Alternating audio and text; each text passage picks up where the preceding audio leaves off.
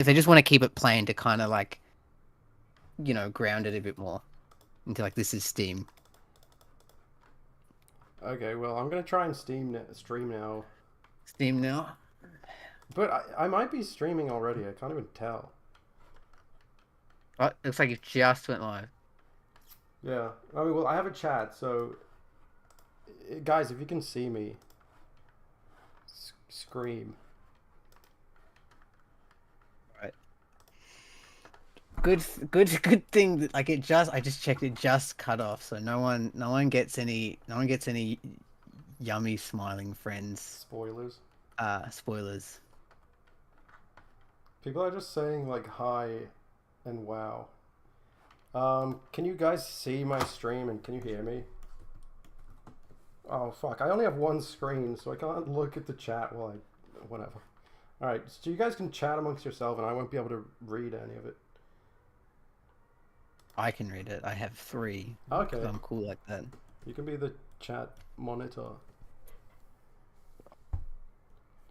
We just got a donation, a super chat from Big Guy 8. It said kill yourself. Alright. Please don't lie. That's Please don't lie saying that I'm getting money because you'll get my hopes up. You just got a super chat for $800.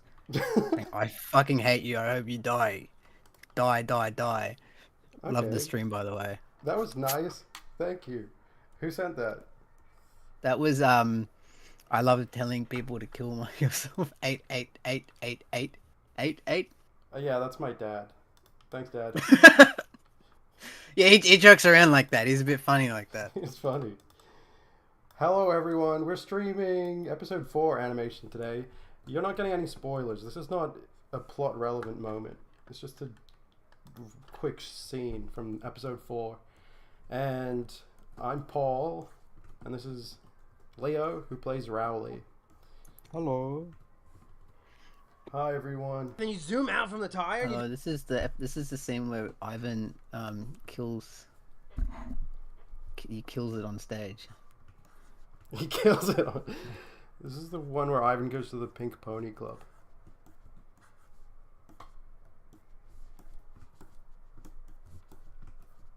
Leo, what were you just talking about? You were just spoiling something? Oh, nothing.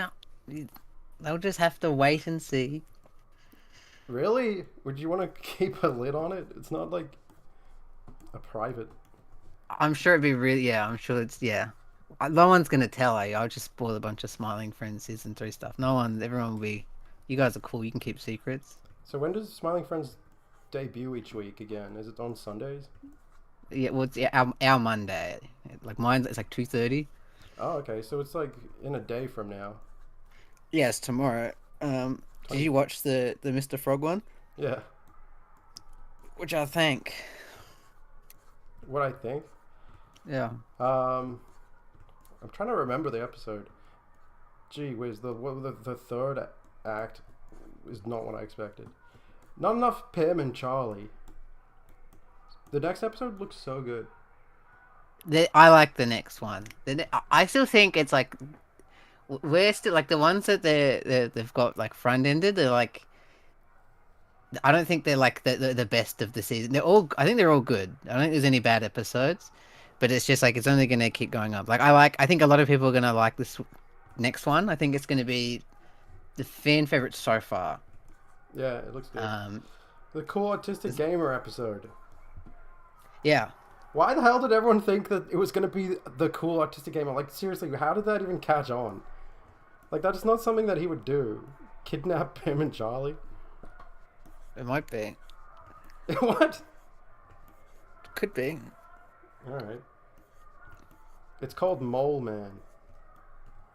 Actually, I don't know how do I want to draw? I should go back to the old way of drawing hands at day job. Should look at these chats. There's a fucking huge protest outside in Melbourne. What's going on? What the fuck is going? I can hear, like, I can vaguely hear that. I can like vaguely hear it, so it sounds like you're like it's like you've just like there's like a state, like you're at like you've just like gone to like a music show, and you're like streaming from outside it, or it actually sounds like people are getting killed or something. It often sounds like there's people getting killed outside my window. I mean, that's just Melbourne now. Is There's it cop like a cars. is it like a Palestine rally or something? Um, They do that every week, don't they? Eventually, I'll get the hang of like figuring out if it's a left wing or right wing protest It's from the sound. I think it'd be really funny if it was like a No Kings protest. Yeah, they're doing that at the moment in the US. I can't see anything, but yeah, I just opened the window. So if everyone wants to hear the protest, I mean, we'll find out what it is on Oh, the news. that's yeah. Cranberry cartons. It's the people outside demanding the new day job. Probably. So, I mean, you could probably find out on Twitter what it is right now. I'm busy drawing the same hands over and over and over again, so I can't. So I looked it up and I saw like I looked at the ABC News and it just said there's a No Kings one in the The US. American, yeah. Yeah, I don't think that's here though. Uh,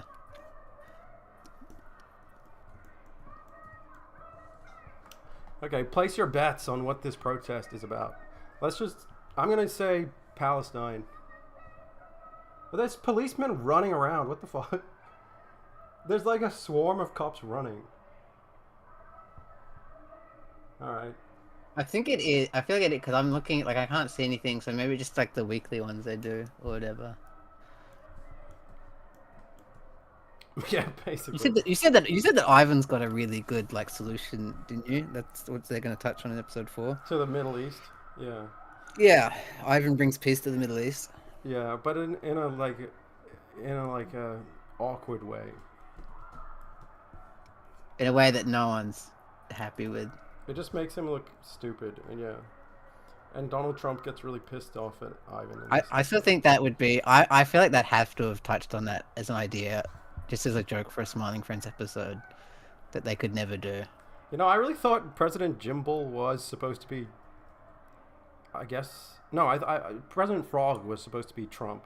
Was my. He's definitely got parts of it. See, Jimble's just Christian. Why? I think there's someone that's just lovably, clearly not at full, I guess mental capacity. I don't think this is. Yeah, but they're very a bit silly, but they're lovable. I don't think this is what he intended, but yeah, based on the time it came out, it was pretty hard not to read President Jimble as being Biden and then the frog being Trump. I'm sure there's some yeah, I'm sure there's little bits of everything. Yeah. I mean, like when you watch so you asked about the last episode of Smiling Friends. When you asked about that, yeah, the main takeaway, like as far as characterizing Mr. Frog, is like, oh shit, he's really just everything. Well, he's meant to be. I remember they specifically said like he was initially based off Hunter S. Thompson. What? But yeah, that makes sense. Yeah. I don't know anything about Hunter S. Thompson. You know Fear and Loathing in Las Vegas? The main actor? No, the movie. Did he direct the movie? No, the Hunter Oh, Fear and it's a real Loathing in person. it's based on a real person, I and told you I Hunter don't S. know Thompson anything about isn't. it.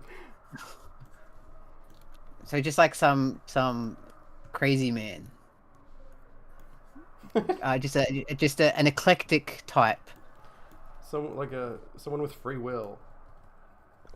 Sure. So someone said it's anti-immigration and counter-protests throughout. That sounds about right. Yeah, from the noise. Oh well, I can't pretend I called it because I said it was Hey, Palestine. didn't Zach and Michael say Mr. Boss is based on John McAfee? Probably. I feel like it's just a mix of like, just like fun, like just weird like rich people, crazy people, whether they be good or evil, just an eccentric people.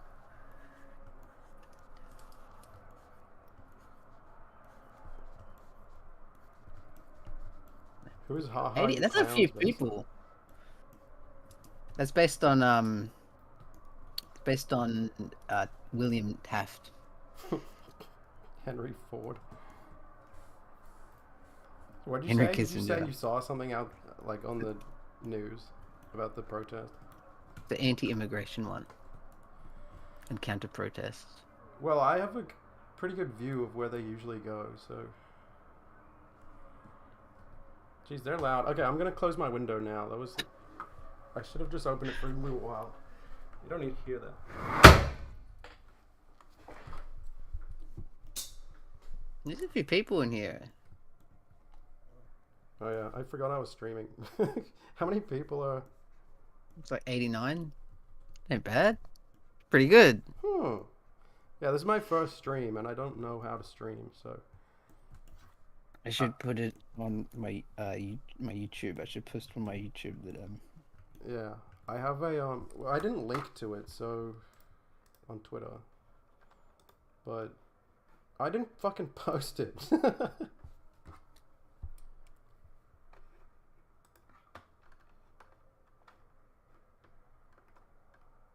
Yeah, I didn't post on Twitter that I'm streaming.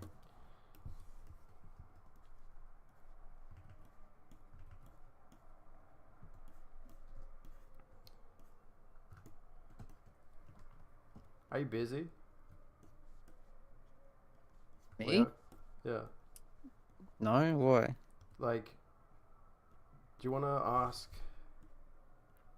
questions to the chat? Yeah, do you guys have any questions?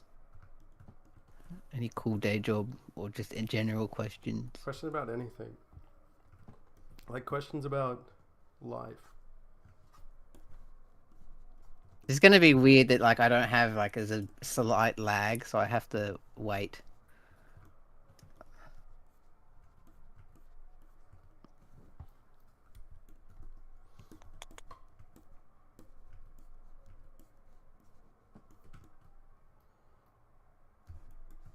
Yeah, There's a lot of nice comments in general. Blah, blah, blah. Caught wind of Day Job a couple of weeks ago, and I loved all the main episodes and shorts you posted. Yeah. And Yeah, so you I'm know, I surprised love you don't have more the subscribers. actual 3 episodes. Like, I fucking wish I could just make more. Making one right now, it's taking so long. Yeah. Well, to be fair, it seems like you're getting through it.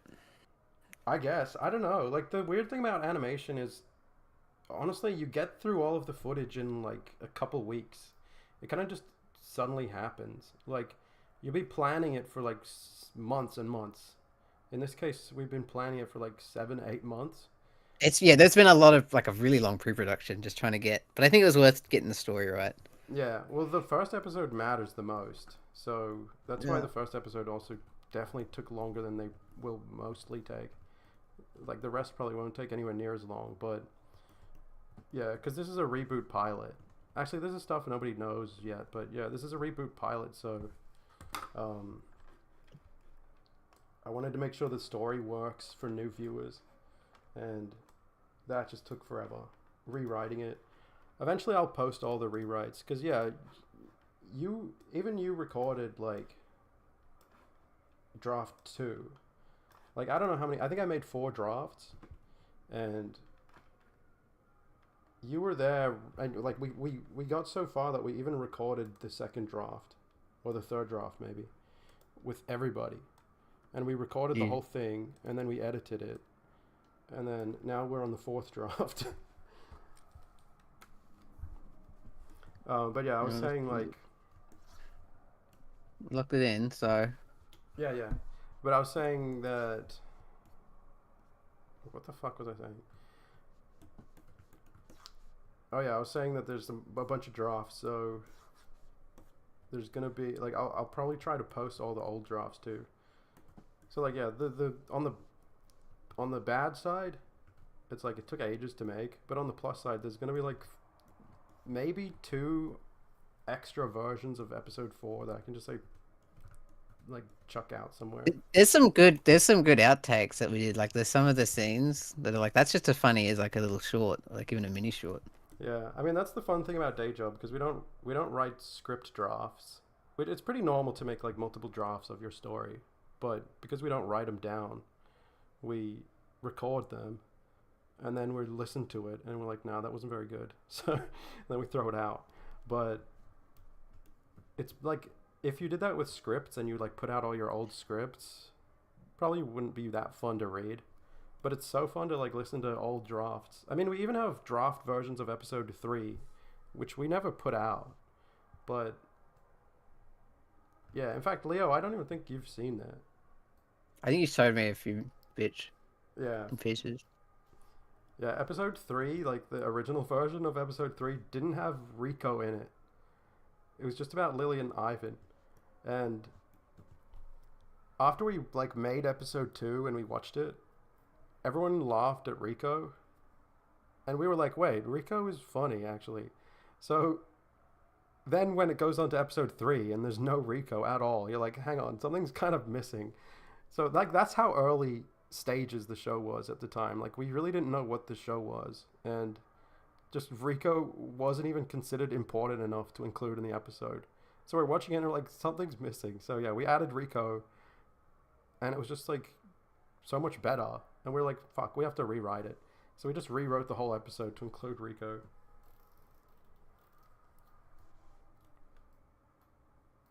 Pretty good stuff. Let me look at some of these questions. Throw a question at me. Someone says, do you work besides animation? I do. You do not. No. Anymore. I mean, like, I do animation jobs here and there. I do freelance. Why is that one guy purple? Yeah, good question. You remember the old lineup of characters? Yeah, I do, vaguely. Do I have... Yeah, like, in the old lineup, everyone was, like, different colors. I guess not really, but, like, Bradley was pink. Well, yeah, he was still the only differently colored character. What the fuck?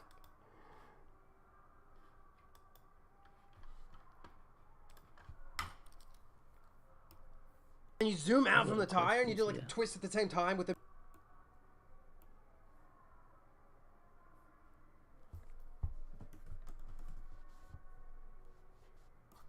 Yeah, they all have like normal enough faces there, like enough like colors. Yeah. They didn't really answer the question though. Why is Bradley purple? You don't need to know why.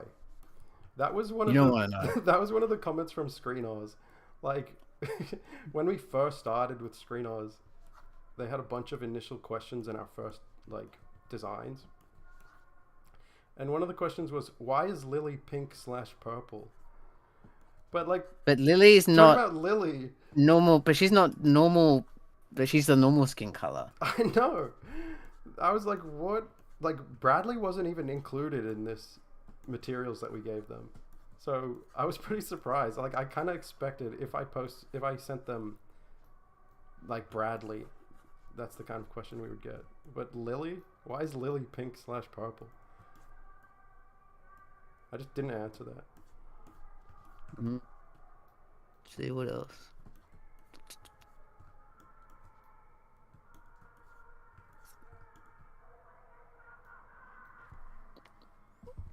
How long does it take to animate one scene?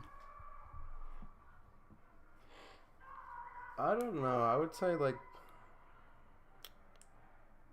it depends, but yeah, some scenes like sometimes it takes 1 week to make 1 minute worth. Jesus Christ, these processes are loud. Yeah, it's it's not. It's not invasive. Like it's not getting in the way of you talking, but you can like hear it in the background. God damn. If anyone's like not familiar with Melbourne, I would say it's like the protest capital of Australia. Like genuinely, at least once a week, there's a protest in the street. And wanting more day job. Is that the what? That's a question? No, that's the people outside that wanting more day job. Yeah. Sorry, guys. Someone said tips for animating on Toon Boom Harmony. That really depends on what like you're wanting to do with Toon Boom. Well, yeah, that's also a bit vague. If they want to like follow up, ask more specific. But if not, I really like using. I really like doing hand drawn. Everything's hand drawn. I don't use rigs, but a lot of people do, and yeah. I mean, the one thing that Flash has over Harmony is, I guess you could say it's easier to make simple rigs in Flash.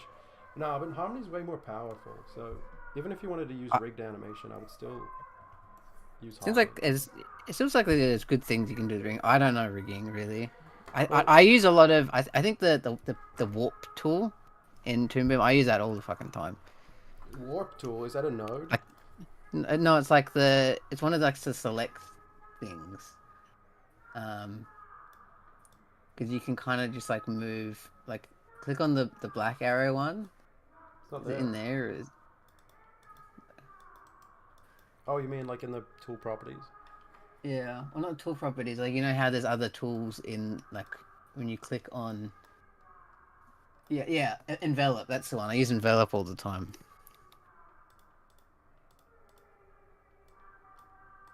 That's really good for like. That's very much, especially when I was doing Hell of a Boss stuff. You gotta use that. That's You actually can't cool. not. Huh, that's cool. So you use that to like help you with your frame by frame. Yeah, because I can just kind of like slightly shift it, and it helps it give it like, especially if I want to do like a mix of like where I'm working frame by frame, but I'm copying the drawings, but I can kind of fuck around with the lines a bit more, so it's not exactly, you know. Well, here's something I wanted to show. Like, here's a little tip. A lot of people use the pencil tool even though it's not as comfortable to draw with. I mean, this is somewhat subjective, but for some reason, it's more comfortable to draw with the brush tool. At least for me. But a lot of people end up using pencil anyway because you can, like, you can move the handles around and edit your pencil stroke afterwards. But yeah, a lot of people don't know that you can go here and get, like, the centerline edit tool works on the brush strokes. So if you want to be like moving and like editing your brush after you made it, you can just use the centerline edit tool. So with that in mind, it's like there's really not much benefit over using the pencil rather than the brush. So yeah, we just use the brush. And then also people get tripped up because they're like, you can't change the line thickness of your brush after doing it, after drawing. So they use pencil so that you can change the line thickness afterwards, but you can just use the matte resize node to change brush line thickness. Matte resize node. It's pretty cool. The brush definitely looks better. Just a little more limited with it. But if you're good at drawing, then you don't have to worry about that. Well, yeah, the main thing for me is that the brush is more comfortable to use. But yeah, like I'm using a textured brush right now, which is actually pissing me off because the texture has like a resolution. And the resolution is way too small. Actually, I think you can change the resolution, but I don't know how.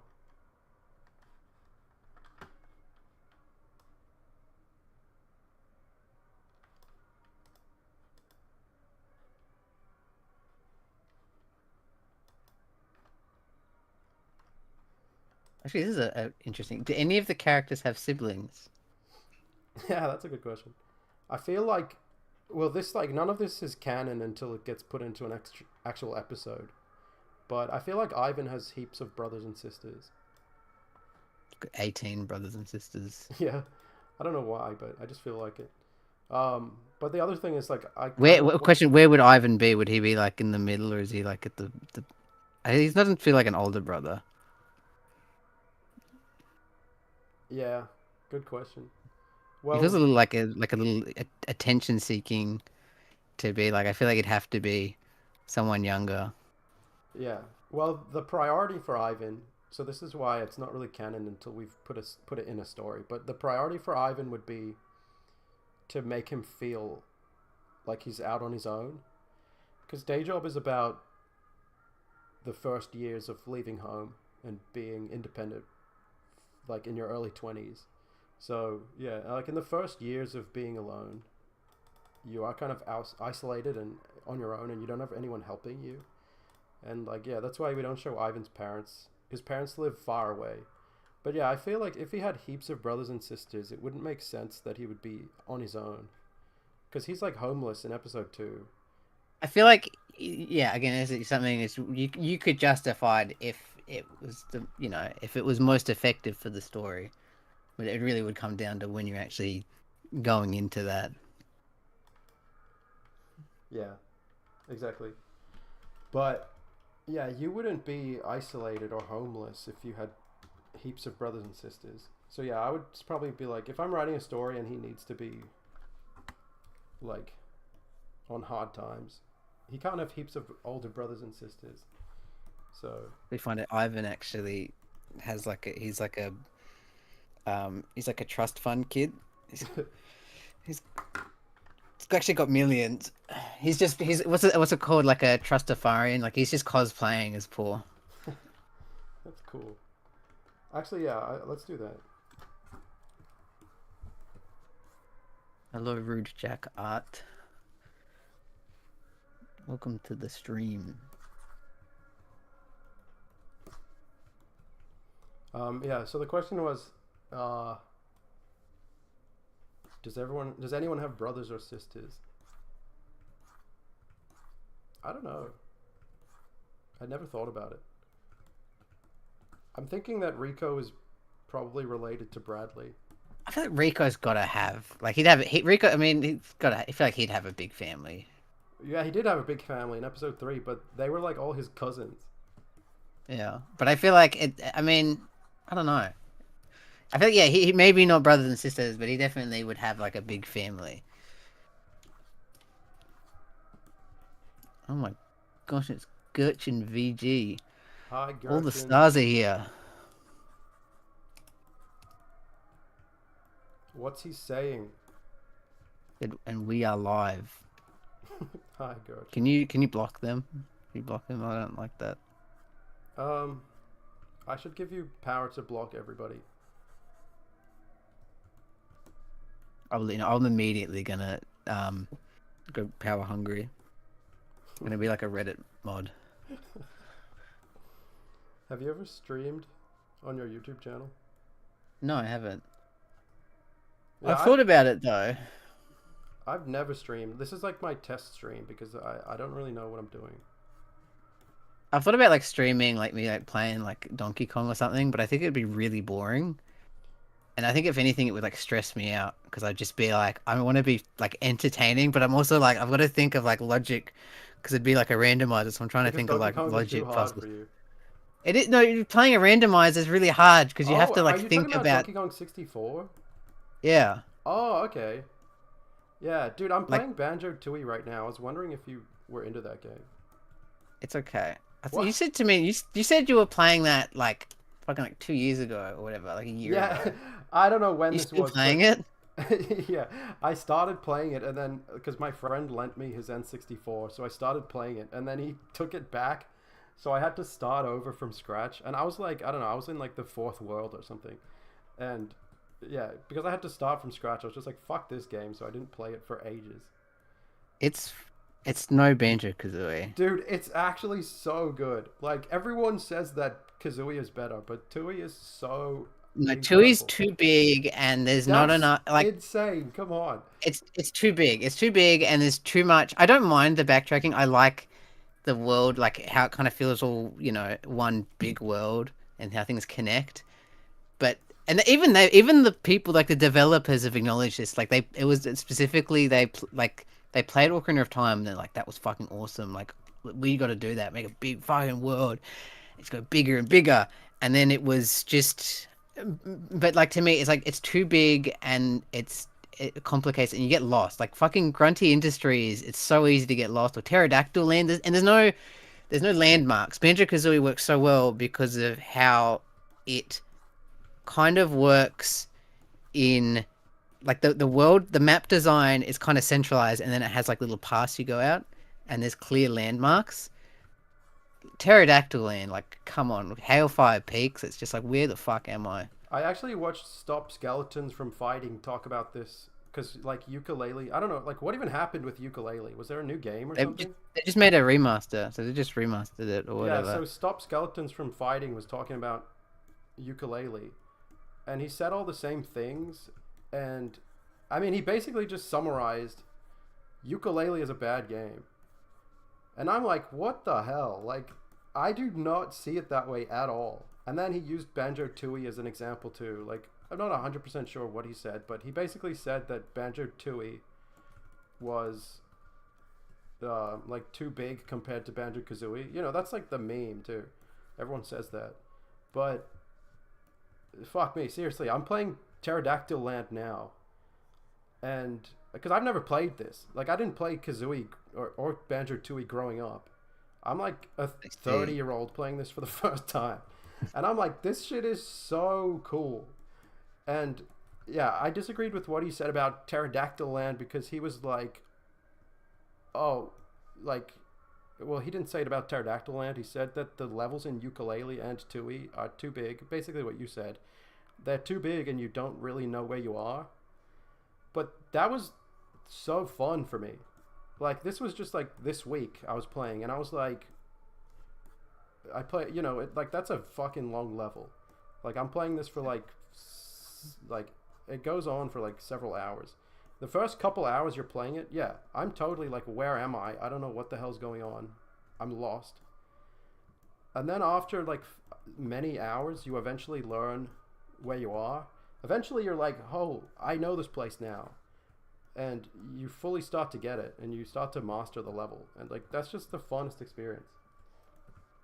Yeah, I totally don't vibe with the idea that Tui is worse than Kazooie. But yeah, I wonder about it because it's like, did you play Tui and Kazooie when you were like growing up? Like my first memories ever of like watching like my older sister play Banjo Kazooie and Donkey Kong 64.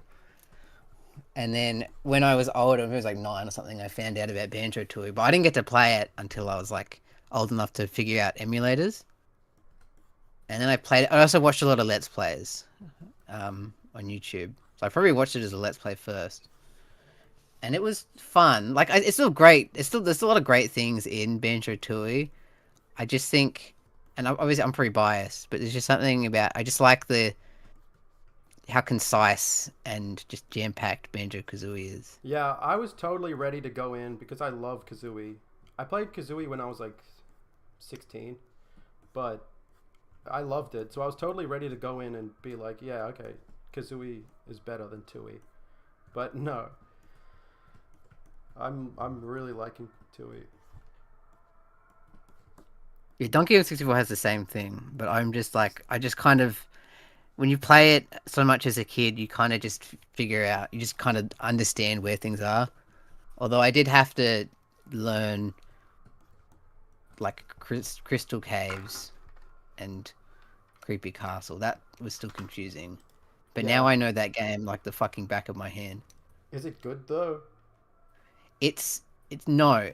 But if you play so okay, so I think Donkey Kong 64 is one of the games, it's one of the like most like it suffers the most from like nostalgia goggles because people are like, that game's so fucking awesome, it was great, I fucking loved it as a kid. And then if you played it now, it's like, this fucking sucks. It's broken, it's slow, there's so much bullshit.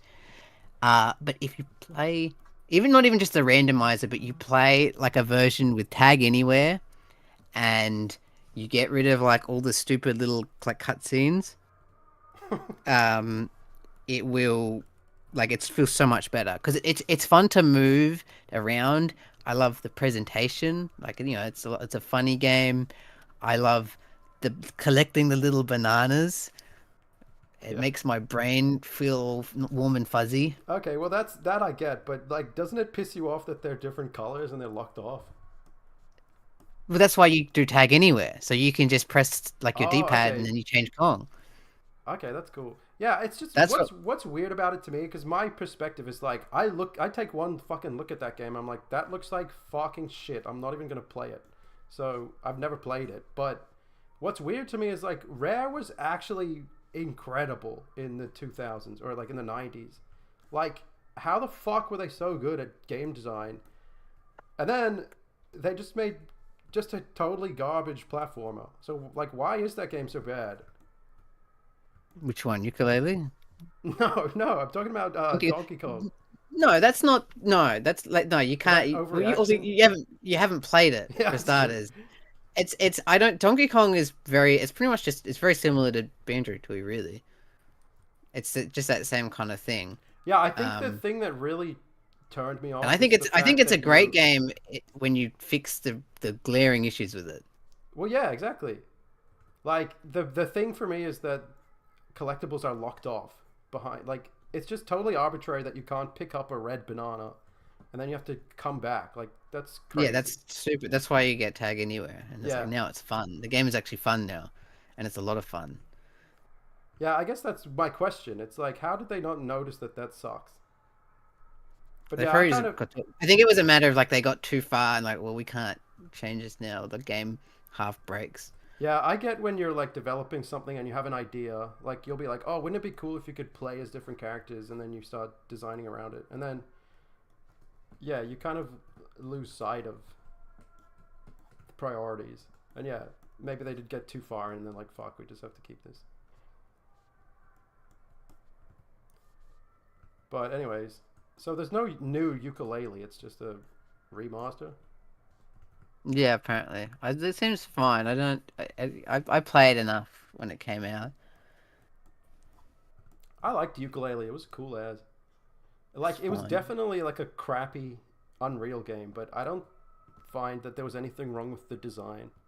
Like it just felt like it was kind of held together with staples, but it's not a bad game. It was really fun. Hmm. But so you don't have a Switch 2, do you? I have a Switch too. Are you gonna play Donkey Kong on Switch 2? I have played it. I played. I finished it. And I haven't 100%ed it. I'm like 150 bananas away from getting all of them. But I intend to 100% it. I don't have anything to say about that game, but do It's you? very good. I don't think it's as remarkable as Odyssey, Yeah. because Odyssey was very different when it happened. But I love Monkey. I love Donkey Kong. Um, it's just fun. It's a lot of fun. I'm not Yeah. gonna say it's not worth getting a Switch 2 just for that. Odyssey is But cool I knew I would get a Switch 2. I would have gotten a Switch 2 just for Donkey Kong. But I also got like, there's Mario Kart.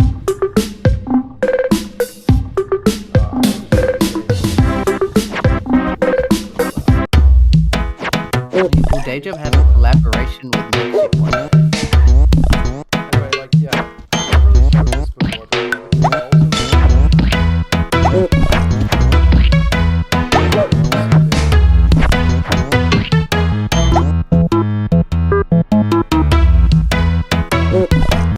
I can't show it. The music's too loud, and the mute button's not I working. can't hear the mute. Oh wait, no, I've got it muted. That's right, I've got the stream muted. Oh, shit. Oh no, yeah, it's fine. Yeah, no, it's got the music. Yeah. If the music was Apparently the audio is too high, so I don't know if people can hear you. What do you mean? People can't hear me? They're probably talking about the game, because like, yeah, the music. Yeah, I'm saying the in game music was too loud, so we couldn't hear us. Oh, okay. Yeah, I know. Because the game is supposed to have a mute button, but the mute wasn't working, so I just can't show it. But anyway, because we were talking about Mario Odyssey, like Mario Odyssey is like the #1 inspiration for that game, and the controls are similar to Odyssey. But yeah, I mean, as you were saying, like Odyssey is totally a masterpiece. Yeah, I think like it's Donkey Kong Bonanza is more. It's closer to an Odyssey sequel than anything. Yeah, you can tell, right? Yeah, because it's made by the same team, and it's very, very good. But Odyssey, like, just did different, and I think it's like a 2% like difference to me. Really? It's just that like, Okay. yeah, like, but that's also because I'm biased because I love Donkey Kong especially. Yeah. It has a very special place in my heart. Well, I don't think I'm gonna get a Switch 2, and Unless you're like, yeah, unless there's like a specific franchise you're fiending for. If you're like, oh, I fucking love like Metroid Prime. yeah. Well, to be I don't honest, think so. Mario Kart World is exactly what I've always wanted. And even the shit that people are complaining about, like, oh, there's nothing to do and you just drive around the open world. That's exactly what I wanted from Mario Kart. I just wanted to drive around, like, and it's handheld too. Like, before you go to bed, you just chuck on Mario Kart World. You just drive around a little bit, You see, and then you doze off. what pisses me off though, what pisses me off is that I like the idea of that, but the things you get, like, there's no actual incentive. They've put things in the wrong spot, and it pisses me off because, like, what's the point? All you're driving around for, unless you just want to drive around because it looks nice. Yeah. The only thing you can like collect in the world are like emblems, and Yeah. no one gives a fuck about like doing the blue coins mini games. Like no one gives a fucking shit about the emblems. What it should have been, you take a piece, you give fucking Diddy Kong Racing. That's a great like fun hub. That is so much fun to fly around and get the golden balloons and do all that shit. So what you do, you get Mario Kart World, fuck off the emblems, have it like there's characters like, oh, here's a Monty Mon, and it's like, hey Mario, if you race me, Yes. I'll join you guys, and then you race him Yeah. in this track, and then you unlock him as a character. That's what it should have been. That Because there's would like be 80 dope. fucking characters in the game, but you unlock them through the stupidest way, through the fucking like Magic Koopa like transformation items. So it's completely random. It's stupid. They've done it so dumb. I don't. You just change like the few little tweaks, it would have been great. What is wrong with Nintendo sometimes? Like, they really fumble in the dumbest ways. Because they put in all that money and effort into making this fucking sweet open world, and they just fumbled. Yeah, like it wouldn't have been that hard to just make it a bit more fun. And like you have interaction with characters, like come on. Yeah. Well, you can take selfies for like the millionth time. Like, is there a fucking Nintendo game that came out in the past 10 years I and don't can't take care selfies? if there's a selfie mode. They suck. They suck. Like it was man. cool when I was like when Odyssey first came out. I was like, oh, look at these cool little effects. That was 8 years ago. I've had enough. Maybe if you're like 8, you're probably like, oh, this is cool. So it probably is for that. But fucking hell. It's not for that. It's for social media.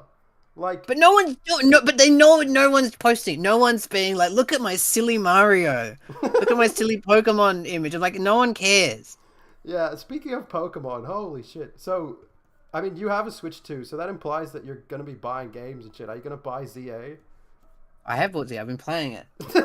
Okay, what do you reckon? I listen. Okay, because I am, I'm a huge Pokemon is one of my few things. Like when I was a kid, it was all about Pokemon and Simpsons. Those are the two things I gave a shit about. Me too. So with ZA, it's fun. The gameplay's fun, but Pokemon's always had that. Like Pokemon has been always good about making the game fun. And Scarlet and Violet had that same thing where Scarlet and Violet was really fun to play, but everything else was kind of dog shit.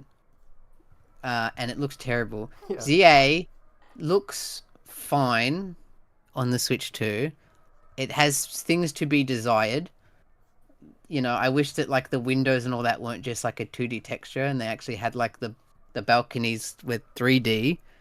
Keep They're just dreaming. really bad. They're just really bad developers. Like they're really bad at optimization.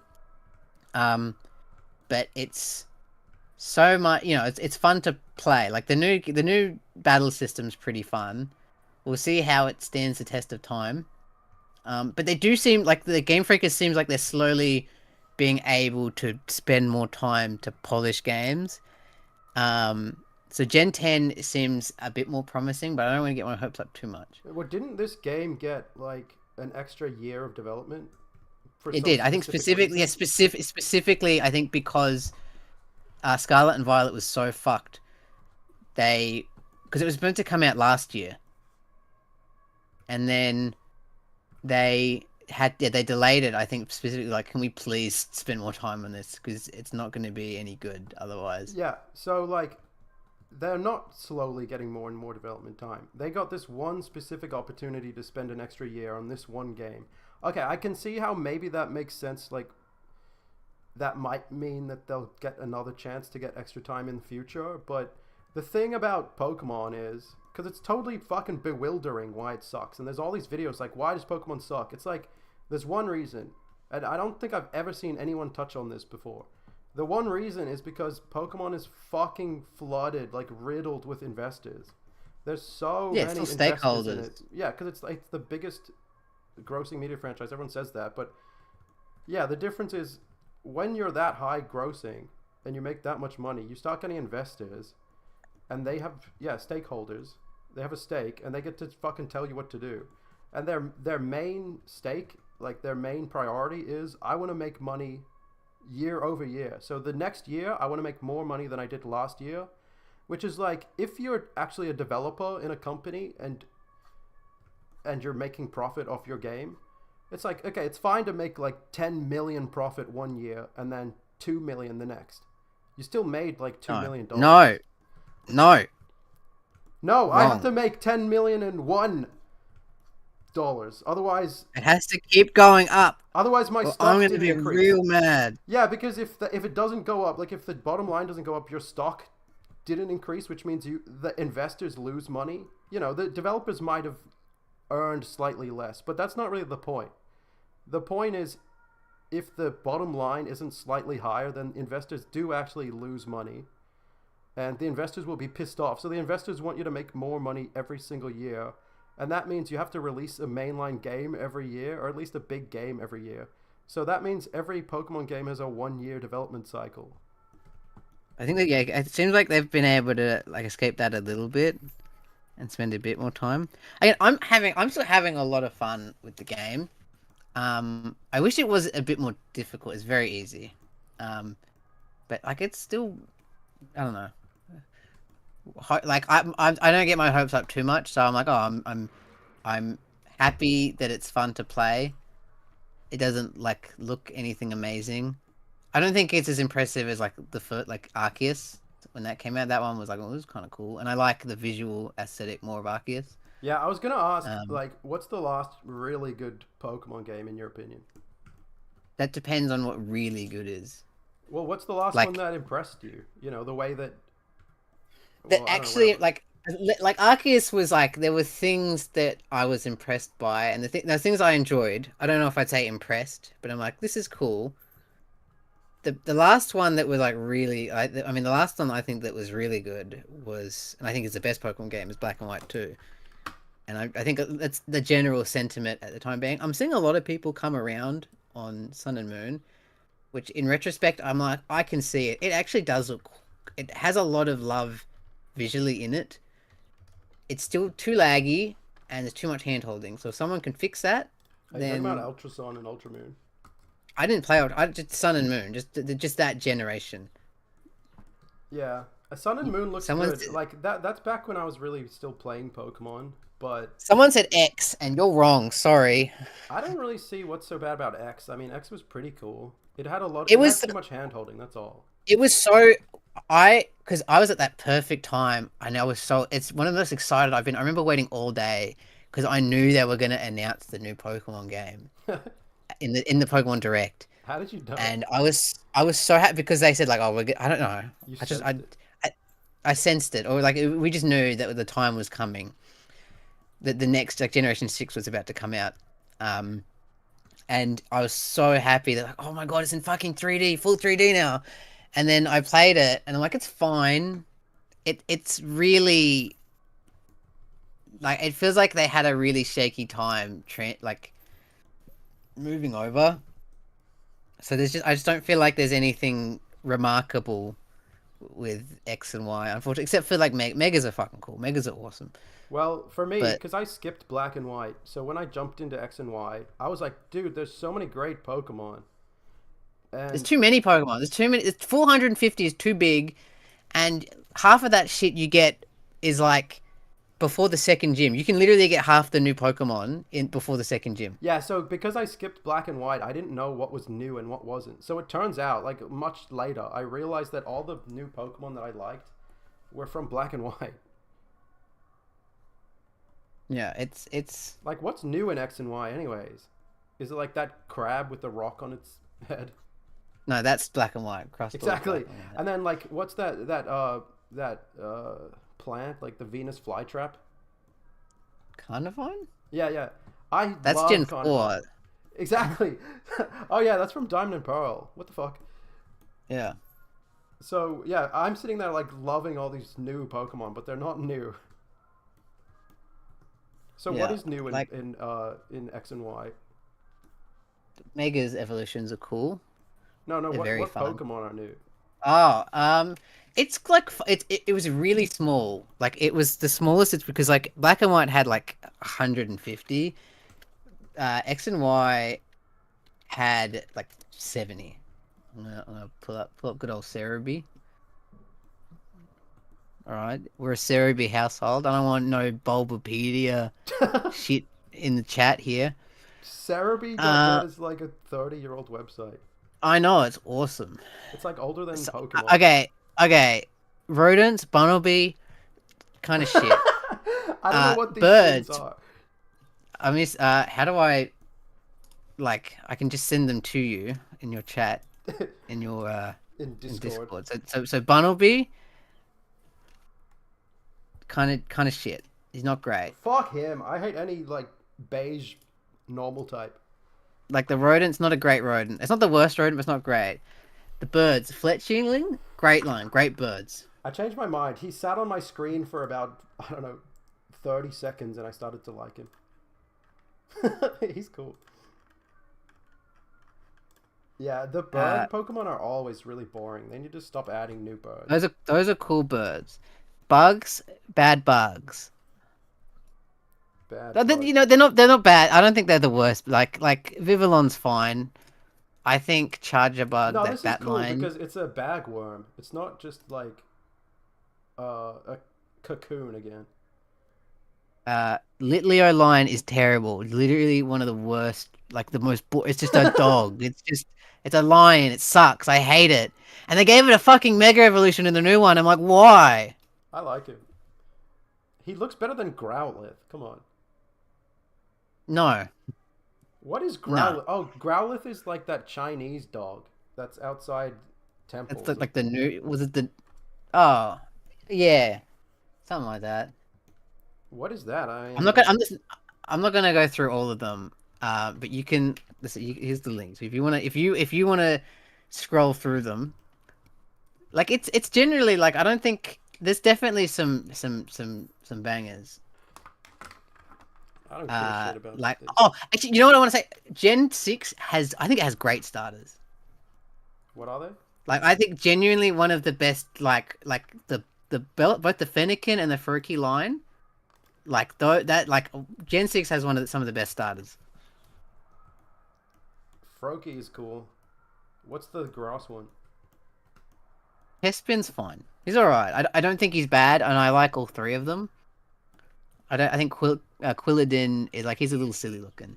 Well, anyway, enough about X and Y. Yeah, I could. Yeah, if we don't, yeah, we're gonna just end up talking I could about do it this. forever. I could do this forever. I mean, like, but Scarlet and Violet is kind of interesting. It's interesting that you played it. I'm kind of person who like. The only thing wrong with Pokemon is that it's like missed potential, and it's really, really disappointing because 100%. Because they're all pretty cool. Like even the bad games are pretty cool, and I'm the kind of person who gets enchanted just by simple things. Like just seeing your Pokemon in 3D is pretty cool to me because they all have good designs. Pokemon in itself is an amazing concept that you get brainwashed by. Like if it hits you just right at just the right time, you'll be brainwashed like me. I know. Where it's like, and I think all you want to do is you want to see these little animals come to life. Yeah. In its fullest way, but we don't actually get to see that. Okay, There's people online that try. Here's a picture of Lily. Start screenshotting before it goes away. All right. Next. Yeah, I don't know, man. Like, I played the last Pokemon I bought was what is it? Brilliant Diamond. That game fucking insane. It's like the worst game. I couldn't believe my eyes when I played it. But yeah, the worst part for me. I want to hear your opinion on this. As soon as I started playing, I get into like Floroma Town, which is like you're not even up to the second gym yet. And then they gave me a Mew. Like this random NPC comes They gave you a Mew? Yeah, he comes up and he's like, "Oh, hey, I've seen you battling and shit. Do you want this?" And it's a fucking Mew, and he just gives it to me. I didn't even know that. So basically, I specifically didn't. I was like, it disgusted me. It's the only one I haven't played. So basically, if you played Let's Go, then if you have a save, that's okay. It's fucking stupid. I hate it. I was like, oh, I'm basically being punished for buying your game. Like, I hate being given an OP Pokemon at the start of the game, and nobody at Game Freak seems to understand this. They like, obviously they do. Obviously they're It's because they really think good. that kids are like, kids just want to play mobile phones. We have to, we've got to give them cool things. We have to, Yeah. and make the game easy. If it's too hard, they're gonna click away. But also, please sit through an hour, 2 hours of talking, of just basic bitch talking and dialogue that no one cares about. Yeah. I'm not Like, talking about the developers. I'm talking about there's obviously focus testing on Pokemon. There's obviously investment driven. Okay, now we're going to bring in a bunch of little kids because little kids aren't playing Pokemon. So maybe it's too hard for kids. So we're going to bring in a group of like focus test 10 kids and see where they get stuck. And then the little kids will say shit like, why can't I run from the battle? And then the investors will be like, okay, you got to add that. You got to let them add run from running the from the battle. battle. Add running from the battle. Yeah. It's like, don't they realize that you're never going to capture the next generation of fucking kids again? Like, look at that video. There was that video that came out where it was like, oh, this is the line for Pokemon Legends ZA. These are the I people don't lining think up to you, buy I don't. I think Legends. you can because I've known kids that are like 6 and they still fucking love Pokemon. Well, I genuinely think it's just Pokemon. If you can, as a concept, it's so easy to love. If you can just get something that's like half right. I mean, the anime is what got it for me. That's how it hooked me, was the yeah. anime. Well, you don't have to change it though. And like, yeah, there's like what's it called? Red Cow Arcade. That guy was talking about his little daughter. Like, she's probably like 5 or something, and she's really into Pokemon. And he said it started with the anime. And it's like, I mean, for me, that was like, oh shit, okay, kids do play Pokemon. But you don't have to fucking change anything. Like, you wouldn't even really have to keep making new games. Like, I'm sure kids would Kids are probably still be well, rediscovering. I don't know why people think that you have to, like, kids have to beat it. Yeah, Banjo Kazooie is my favorite game. I played it all the time as a kid. I could never get past Clanker's Yeah, Cavern same. ever, I mean, I played it when I was and that was fucking fine. 16. I couldn't beat it. Everybody I've ever met who played Banjo Kazooie has always said the same thing. They all said, I couldn't beat it, but I loved it. That's It's what I'm like, saying. You don't have to. Kids are stupid. Just have them run around and have a fun time. yeah. And they probably enjoy the whole concept of like, oh, this is too hard for me, so one day I'll beat it. And meanwhile, I'll just do Yeah. all the side quests. And there's like a billion side quests in Pokemon. Like, if you can't beat the gym, there's like how many Pokemon to catch? There's probably like 1,000 or 2,000 almost. It's like, just let them do that. But yeah, I mean, my issue is more with focus testing. Like, the whole concept of focus testing, like, one squeaky wheel says, oh, I can't do this. Well, you didn't buy the game. You were put here in this room, asked to play it, basically against your will. Like, why would that particular kid be interested anyway? Like, that's the exact storm. It's like the perfect storm to have a disinterested person start meddling and being like, oh, I don't like this. Can you change that? And then the investors being like, yeah, yeah, change it, change it. It's like, there was that rumor or whatever. There was that leak that Junichi Masuda got like, the director, like basically the creator of Pokemon, got And you can't be mutiny. director anymore. Yeah, he got Yeah. mutinied. It's like, that's not possible unless you have someone else calling the shots. And the people calling the shots are the people who are giving them money. So investors. And like, the investors might be just like private investors, but it might be the Pokemon company or something. But yeah, they'd be like, oh, Masuda has opinions, so we're gonna have to I keep don't him know. off I've the heard team. conflicting things about Masuda as well, though. So Well, I don't I know. I might, don't I know the might be. specific. I mean, he's like on the spectrum. Am I talking about the same person? I don't know.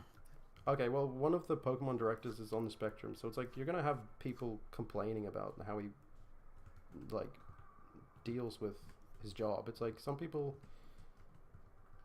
aren't like the smoothest people to deal with. It's not like his fault. So what kind of I things just do you think it look was at? funny though that they also said that like they didn't want to do a black and white remake because it's like the Diamond and Pearl ones were so shit pretty much that they have to actually try with black and white remakes because people are going to be too mad.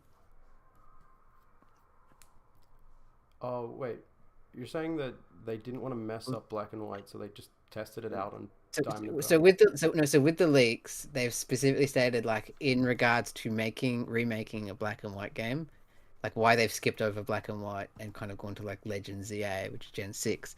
They said like pretty much because of Brilliant Diamond and Shining Pearl, we'd want to make sure it's good. Which is pretty much, so they're pretty much like implying that they know that Brilliant Diamond and Shining Pearl were bad. Well, they obviously didn't care about it because it's the first time they outsourced a Pokemon game.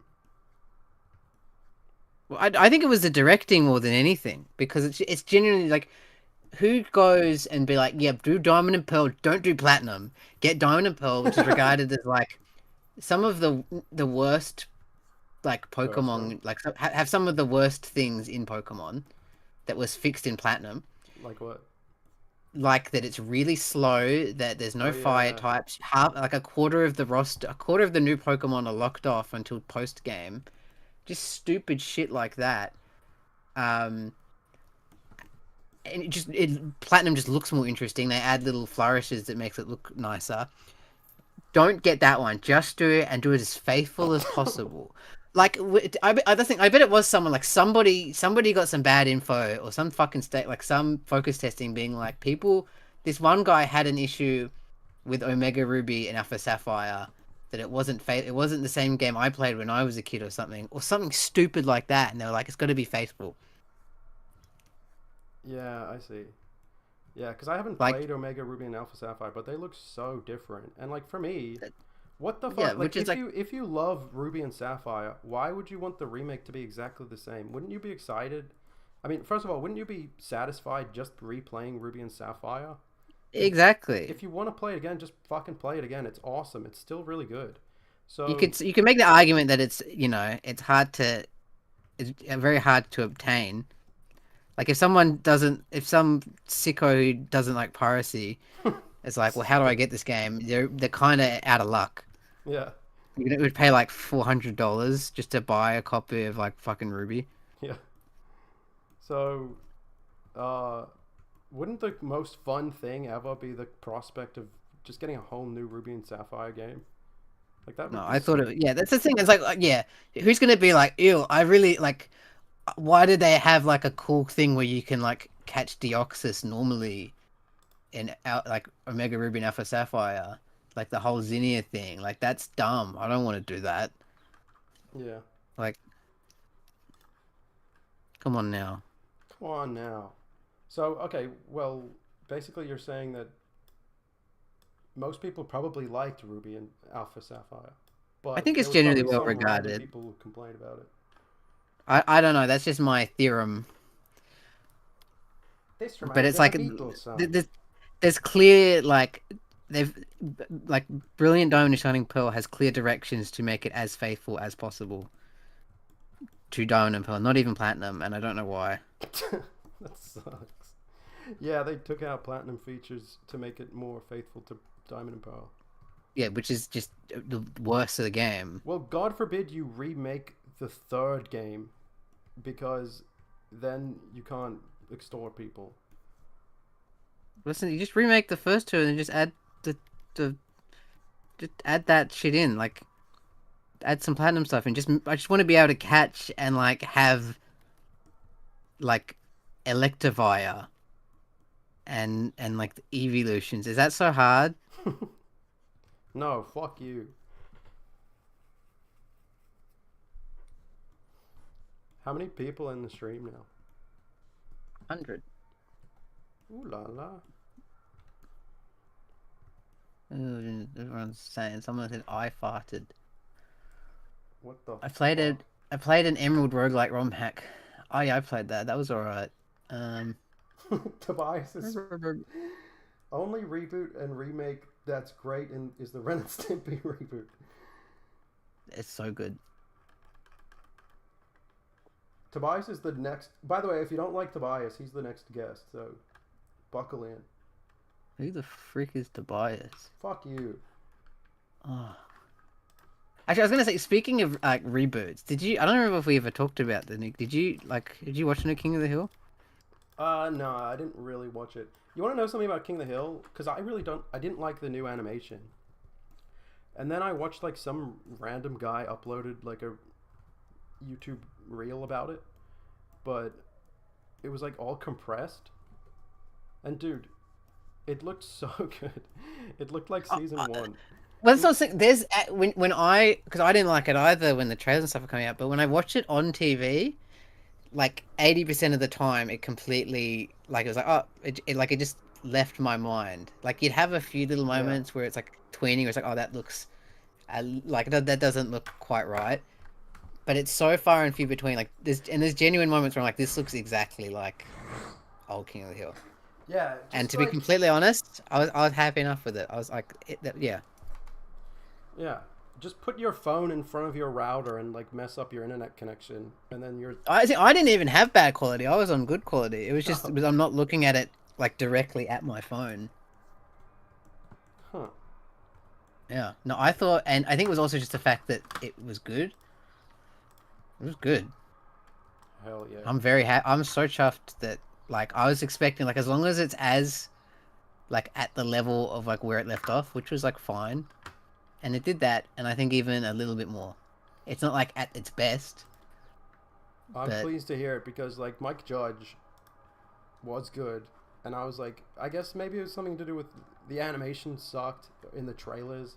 The discourse was like everyone was hating on it. I was like, is this gonna suck? Because the Beavis and Butthead remake was so good, and yeah, I was hoping like, is Mike Judge just like hashtag winning? Is he actually he's fucking winning. awesome? He's had a good track record.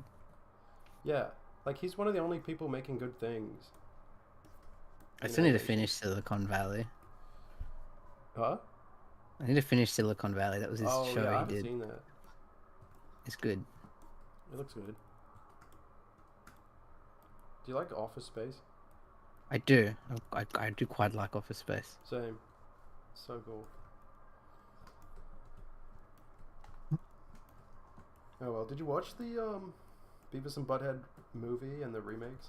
I've seen the movie, the old movie. I haven't actually. I'm not a big Beavis and Butthead guy. Sorry, I said remake. I mean reboot. No, I haven't seen any of the remake. I've seen like clips on YouTube, and they look good, and they Yeah. seem good. I've just never been a big Beavis and Butthead guy in general.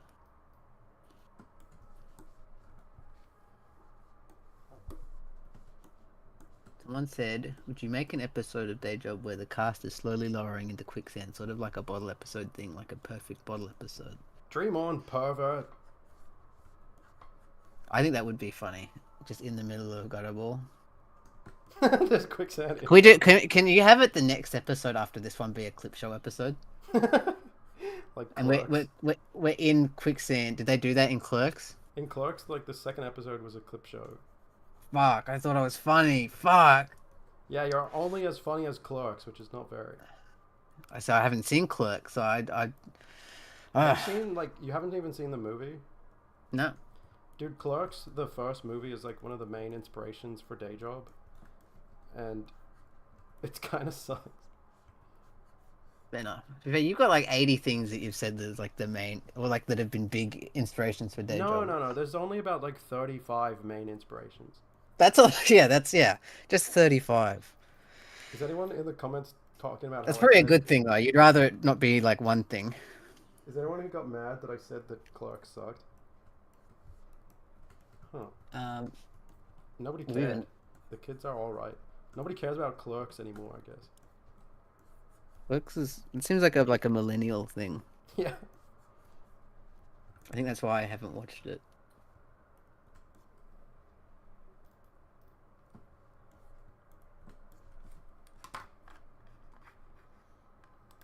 People are saying. Let's see what people are saying. I've been Yeah, literally something that's ignoring Clerks chat. does kind of suck, in my opinion. Let me read that. Someone said Clerks. They don't know Clerks. Clerks is inspired by Day Job confirmed. That's correct, Mike Doodles. Who is that fat guy in Clerks again? Oh yeah, people were talking about rebooting Daria. I'm actually really glad they're not rebooting Daria. Don't reboot Daria. You're not gonna. Daria get it had a right. good. Dude, Daria had a good 5 seasons, 2 movies. Just let it die.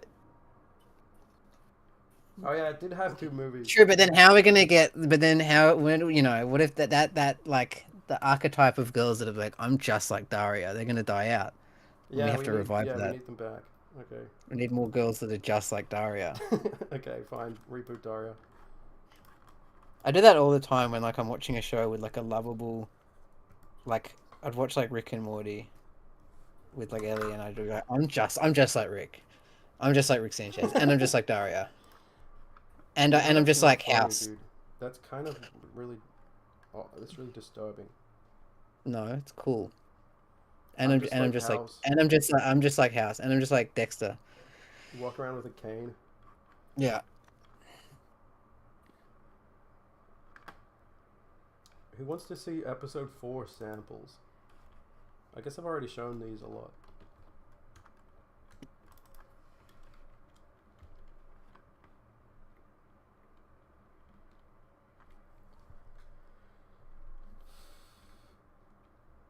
Yeah, there's nothing new in this folder.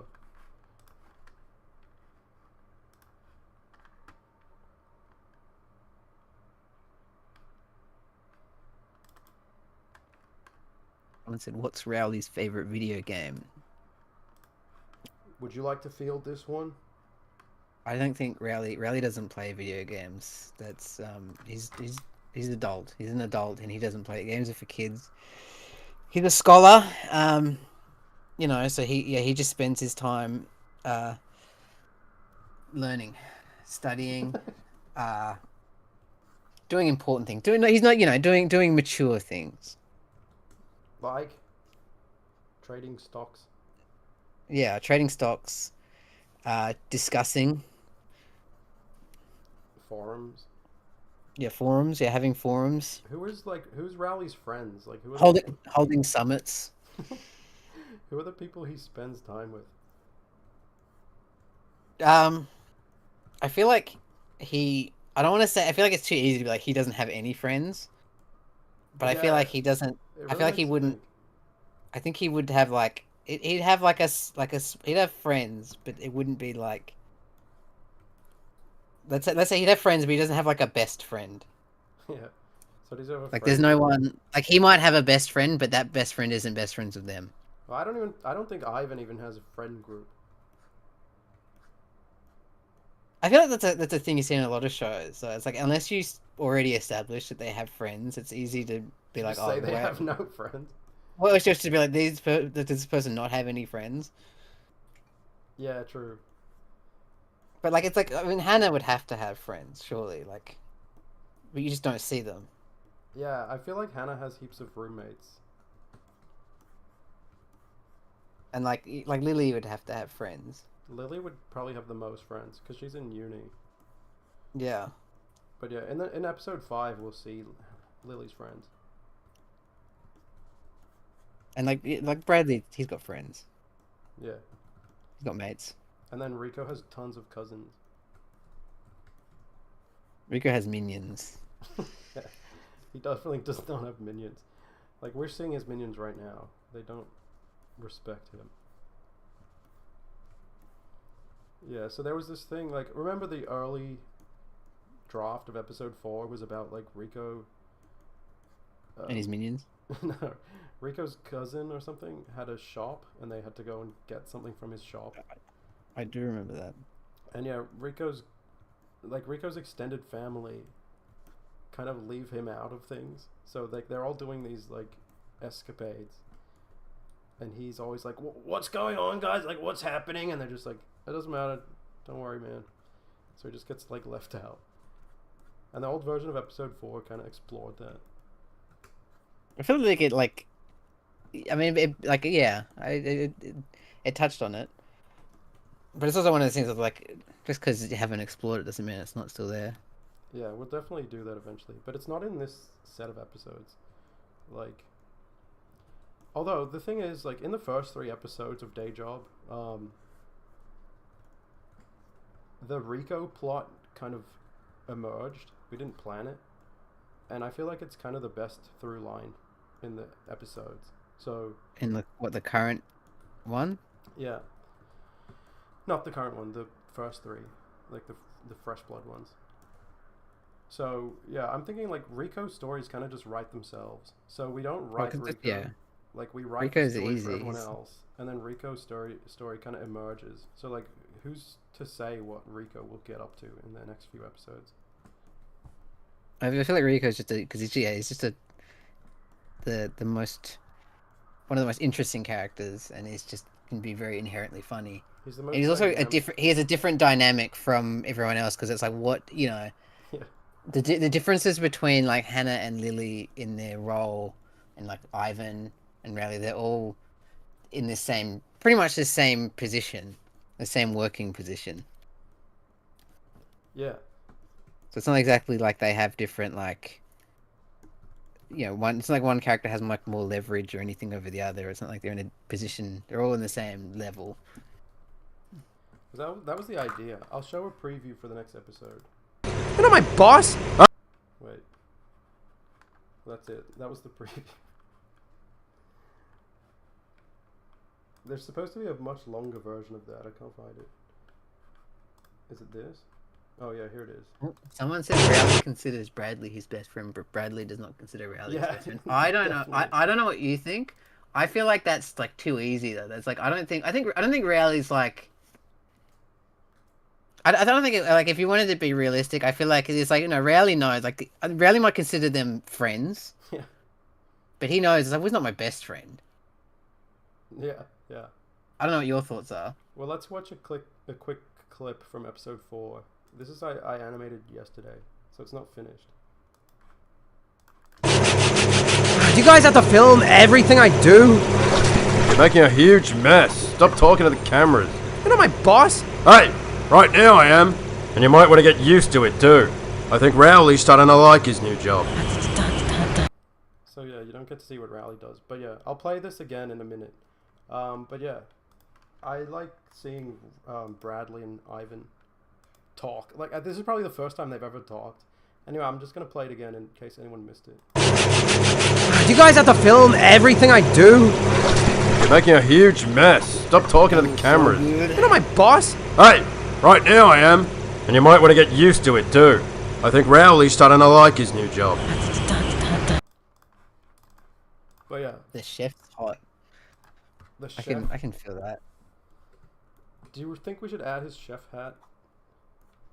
In all scenes. Yeah, he should just always be wearing it.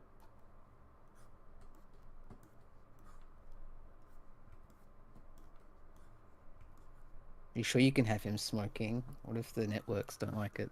We're probably The going to YouTube lose our ad networks. revenue just because of that one scene, but whatever. I don't think YouTube will pick up on smoking. I don't think they can automatically pick up on smoking, yeah.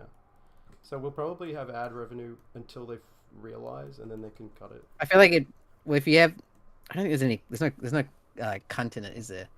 Like yeah. The word. They don't say cunt. No. You don't get to see anybody's cunt, do you? Wait, we're on YouTube right now. Yeah, but there's no revenue. I don't like you're allowed to say Okay. cunt. It's just that you'll just get demonetized like immediately though. I don't know how Twitch works, but like if we were on Twitch just then, what would happen? Like, I don't think they can like. Listen, we're Australian. It's our God-given right. yeah, it's not even a swear word here. I remember when I was like working on Koala Man, because in Koala Man the characters say cunt all the time, and you have to work with that material. You have to say cunt sometimes to when you're referring to like scenes in the episode. So eventually, like everyone's just like, "Oh, I would just say cunt at work." Fuck, that's funny though when you're working on a show and you have to like ask a question about something like that. Yeah, am I supposed to draw Charlie's penis in this episode? You know, Yeah. something like you're posting in the group Slack.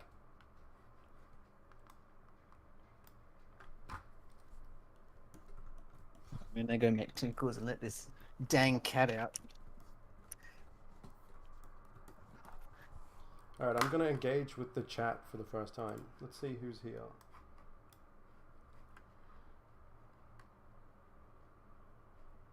Did you make corn? When will you make corn? Yeah, he's wearing Crocs. Controversial.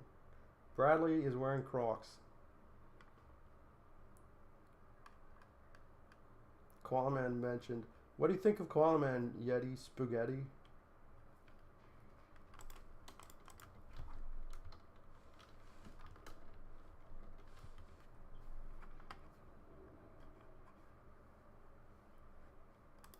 When's the next episode?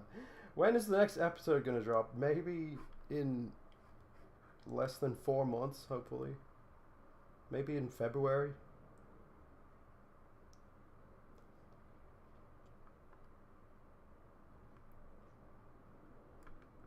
I'm still waiting, Yeti, if you're gonna tell me what you think of Koala Man.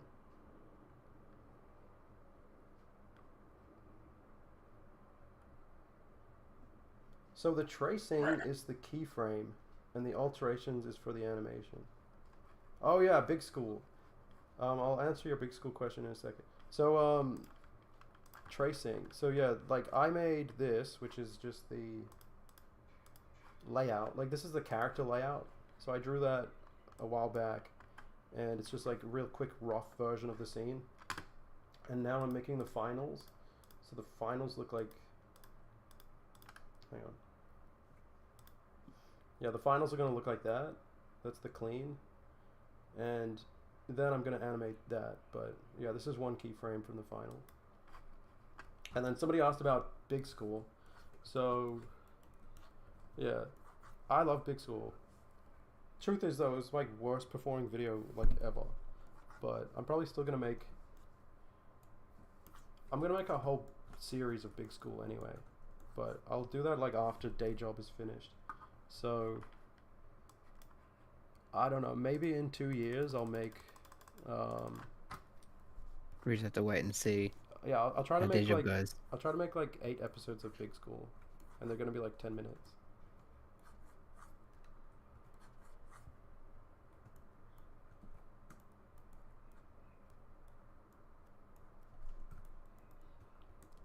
So, Leo, can you give me some insight on like the stream numbers? Like, is it actually picking up or is it dying down? 114. So yeah, no, it's picking up.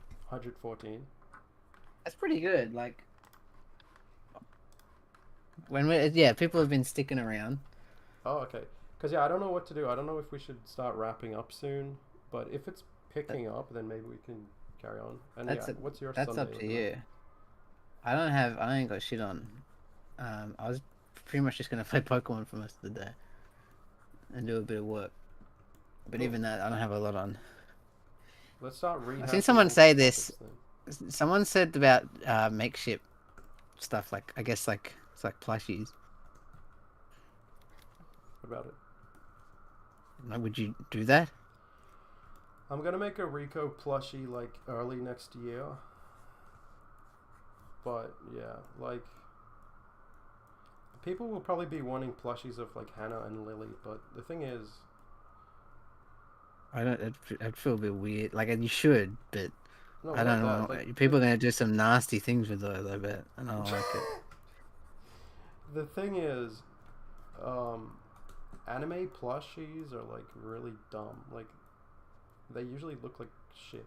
So if I could find a good supplier, like if I could, I mean, like supplier isn't even the right word for plushies. It's like it's actually artists who make them, and like yeah, they kind of work in a factory, but they're genuinely artists who make these plushies, and so yeah, most are just like garbage, and like every show has a little garbage plush, which is like mass produced. But if I can find a good supplier, then I'll make like Lily and Hannah plushes. But yeah, I'll keep an eye out. I think it's also the issue. You got to do that and make sure it's affordable to people. I don't care about that. Whatever. Oh, to people, yeah. Sorry, I thought you meant like. Yeah, I don't give a fuck. You're gonna pay for it, whether I it's thought $10 or fucking $1,000. I thought you meant it. You have to make sure that it's profitable. That I don't really care about. But yeah, the thing. I mean, would you have to? Would I feel like you'd at least want it to make even. Not really. Like, if I'm gonna make a plush, I'm not doing it to make money. It'll just be like a fun thing to do, and I'll just do it when I can afford it. But I'm not gonna do it to expect to make money, because probably won't. Would you do it at a loss? Yeah, like if I'm ready to make a plush, you just do it at a loss. Also, in my God opinion, damn. it's just advertising. Like, you pay for advertising, right? I guess so. Yeah, I don't know if plushies really do much for spreading the word. probably would. That's how I see it. I would just be like, okay, I'm just gonna make a plushie and lose money on it. But you're not really losing money. It's just a fun thing to do. But yeah, like any character with hair usually has a pretty shitty plush toy because like it's hard to get their hair looking right. So I guess that's how Rico works so well. yeah, exactly. Like anybody could make a Rico plush. It's gonna look good. Could do like a vinyl figure. I think those would look good. I would kill to make day job vinyl figures. When are we gonna get the day job Funko Pops? Ah, keep dreaming. I don't know. That's nightmares. More like Sorry, was that mean? I didn't mean to be mean, guys. mean to Funko Pops. Let's draw the let's draw the day job Funko Pop. I fucking hate Funko Pops. Dude. They don't even have mouths, do they? No. Can people hear like the loud sirens outside? Yeah. It's Makes it sound like you're in like a really bad neighborhood. I think it's funny. Yeah, I am. It's called Melbourne. Yeah. Would the Hannah like Funko Pop have big feet, or would that just not be allowed? I think they generally. I don't know.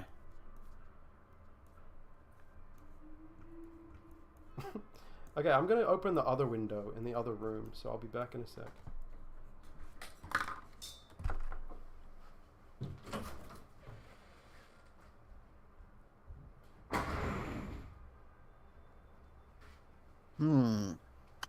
I'm glad that it seems like most people here that don't like Funko Pops. Could you say this in Rowley's voice? Am I a Cyclops? How's that? Was that good? Good delivery. Leo, don't take the bait. You don't know what he's gonna use that for. Or That's she, fine. most likely. Yeah, the freaks. The Rowley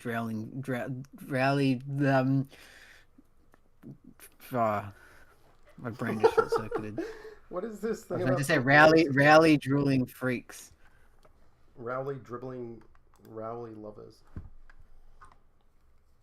Day Job would work as a visual novel. There's Day Job comics, you know, like I think there's 5 Day Job comics.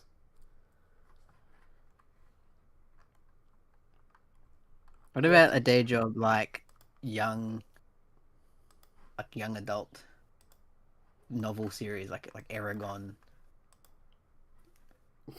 Like Aragon. Yeah. Good idea. Like eight novels made for like young teenagers. Still in grade school, but like maybe like high school age. I only have one screen, so I can't pin the chat. Oh well. Day job babies. I would love to make Day Job babies. That would be awesome. That sounds fucking terrible. Muppet Babies is Right? sweet. Yeah, but when I think of Day Job, it reminds me more of Smosh Babies than Muppet Babies. That'd be cool. Somebody said that. Somebody, like, it was a patron said, Day Job babies, they give no help to you. And then, like, that's stuck in my head.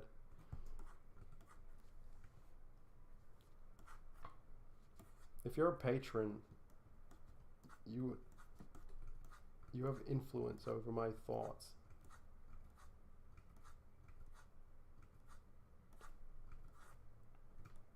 Day Job Fortnite. Someone said, where could I find the comics?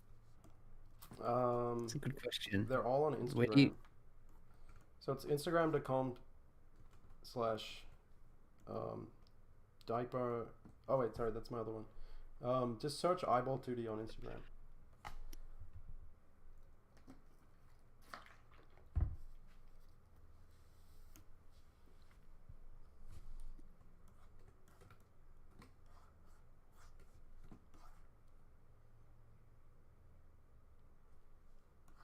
What's that comic website? It's like,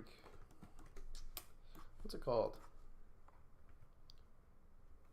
Oh, it's called Webtoon. Yeah, we want to put all the Day Job comics on Webtoon. The fuck is that? Excuse me? I don't know what that is. It's just a comic hosting platform. To do like a Day Job Control Alt Delete style comics, where Please, they no. witty commentary about modern video game culture. I loved those things, like, back when they were coming out. I love how they were all just autobiographical. And you have to write a comic about yourself and your friends every week. My crazy fucking friends, yeah. You know, like, It's just about me and my friends and our crazy fucking lives. We have such crazy fucking shit. last week I played Halo Reach. And I said Halo Reach, but more like Halo Reach around. Yeah. Oh Lord. Day Job Lost comics. That's a good idea. I've been running into the hospital and it's Rico. It's Rico. He lost the baby. Dick. Big Oh, that's right. Yeah, because Dick lost his baby. I just laughed really hard at my own joke. My fucking cat's going crazy at that. Hold on one second. Is he outside? Is it? Leo lives in. Outside, you just want to yell at me. No, it doesn't matter where Leo lives. Leo lives in Antarctica. There, I said it.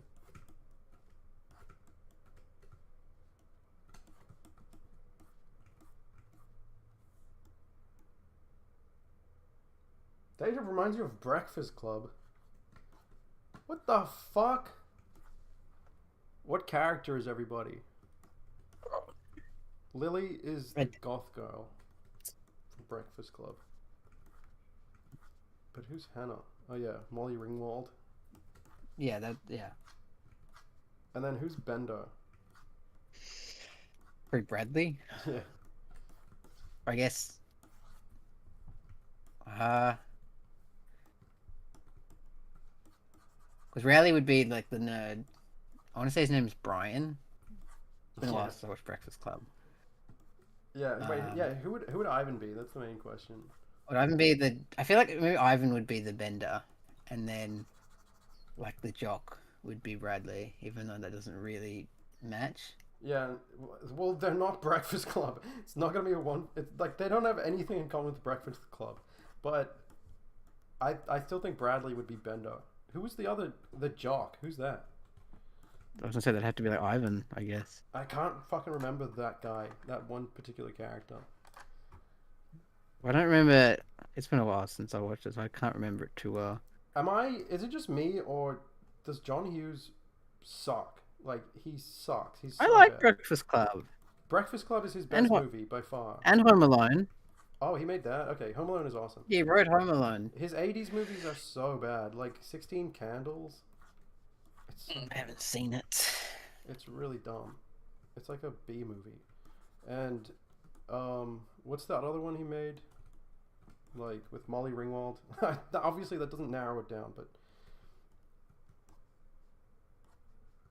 The one with Ducky. I don't freaking know. Let's see if anyone knows one of it. Okay, nobody knows what the fuck I'm talking about, so... Who's John Hughes' kid? Does his kid make movies?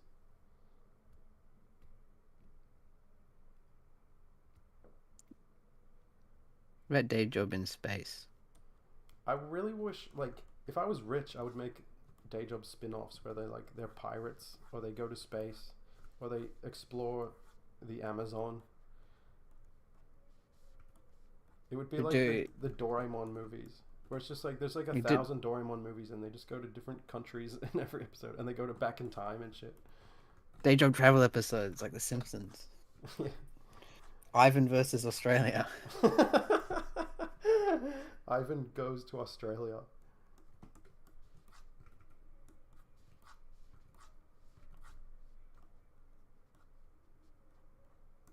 Just do it where they visit countries, but it's really like belittling and borderline racist.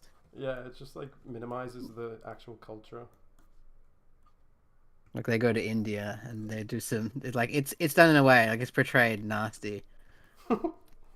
I would do a video where Ivan vlogs in India.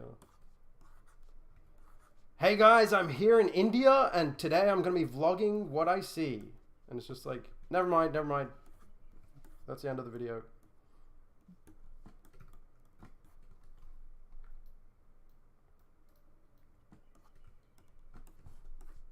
We need a 5-minute video segment of someone just eating a Subway sandwich.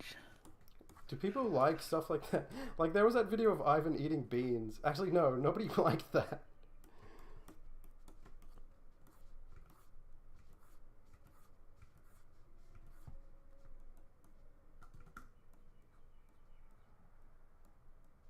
Day job. People just saying random shit. Day job reminds me of Back to the Future.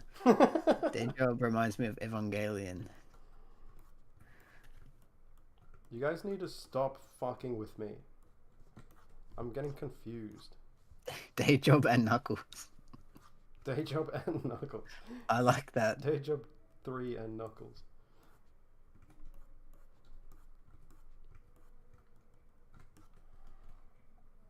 If I get to I didn't know John Hughes did the Vacation film. Did he do those?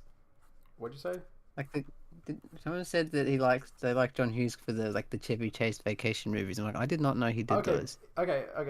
I gotta probably. Oh, he did. Yeah, he did like planes, trains, and automobiles. That's a great movie. Okay, I gotta take back my statement. What I'm saying is, I fucking hate 16 Candles, and I hate most of the stupid Molly Ringwald movies from the 80s.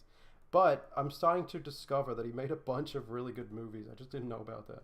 Yeah, National Lampoon's Vacation. Yeah, that movie's awesome. Breakfast Club, European Vacation, Ferris Bueller, Planes, Trains, and Automobiles, Uncle Buck, Christmas Vacation, Home Alone. He did the What the Buck show. Beethoven, like the dog movie. Home Alone 2, Dennis the Menace. That movie was. He did 101 Dalmatians. I didn't know that. The 2000, like the 90s one. Yeah, that he wrote and produced it. And he did Flubber. Is that a big deal? I mean, like, fuck me, he made a lot of goddamn movies. Well, I think that by the time like he gets to like the mid 90s, he kind of like fizzles because there's like a Home Alone 3. So dumb. Like, I know it's a dumb movie premise in the first place, but it's like almost too dumb for what it is. You think you should? Oh, you should try to get Chevy Chase attached to Day Job. That's what I think. What's the last thing Chevy Chase was in? He's really old now. Freak fucking Community, because everyone's No, like, man, it's this not. guy's kind of a was- dog. This guy kind of sucks. He was in something else after Community. Let's have a look. All right, Hot Tub Time Machine 2, Hell yeah. Zombie Town, The Last Laugh. Chevy, he really has not been in much anything. No, I'm saying he's been in like one thing. What the hell is Zombie Yeah, Town? I don't know. That's what I'm saying. None of these things none of these things are like notable. Like, I feel like after Community, it was just kind of like no one really wanted to like work with him. So is there like Goss or something? What happened? He's an asshole. He was a prick to everyone. No kidding. Like that's the whole appeal.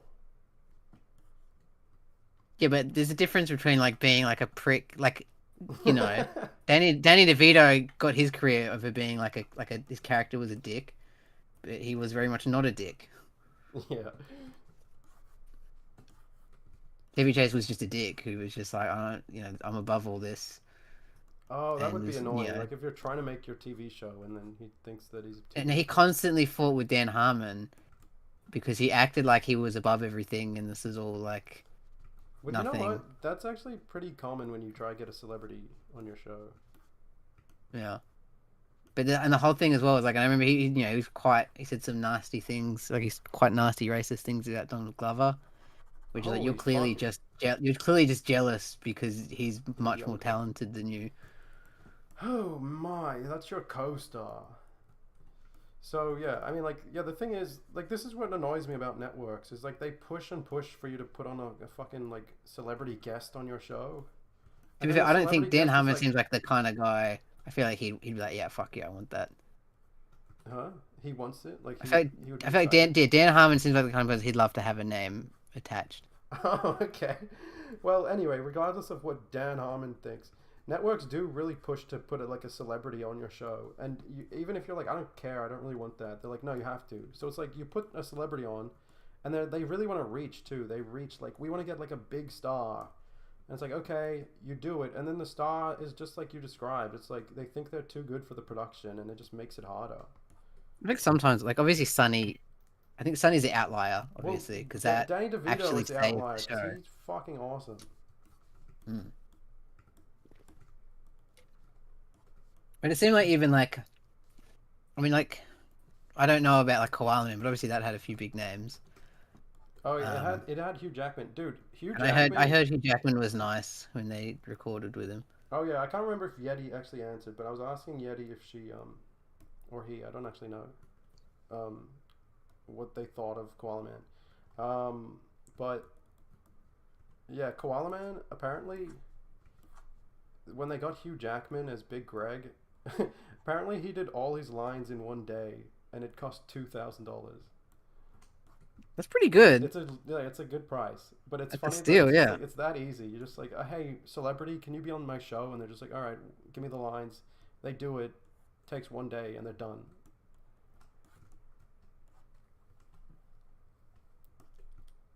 Yeah. I guess it's different with voice acting. Voice acting is a bit like you just kind of. It's always been known to be like that's kind of the easy one. Yeah, that's what like that's what they always would say when they would do like a TV spot for the voice actors, and they'd be like, "This is such a cool job. I can wear my pajamas and just Yeah. stroll into work." It's the So I first guess time. that's the whole thing why they always like get a million different like people, Huh? you know, like a million different celebrities because they can just kind of come in and do it at any time throughout the production. That happens. Like, what's a show where they get heaps of celebrities? What do you mean, like Oh, Simpsons? Simpsons. Yeah, yeah. Just like any popular like Western animated show, Rick and Morty, fucking Big Mouth, you know. True.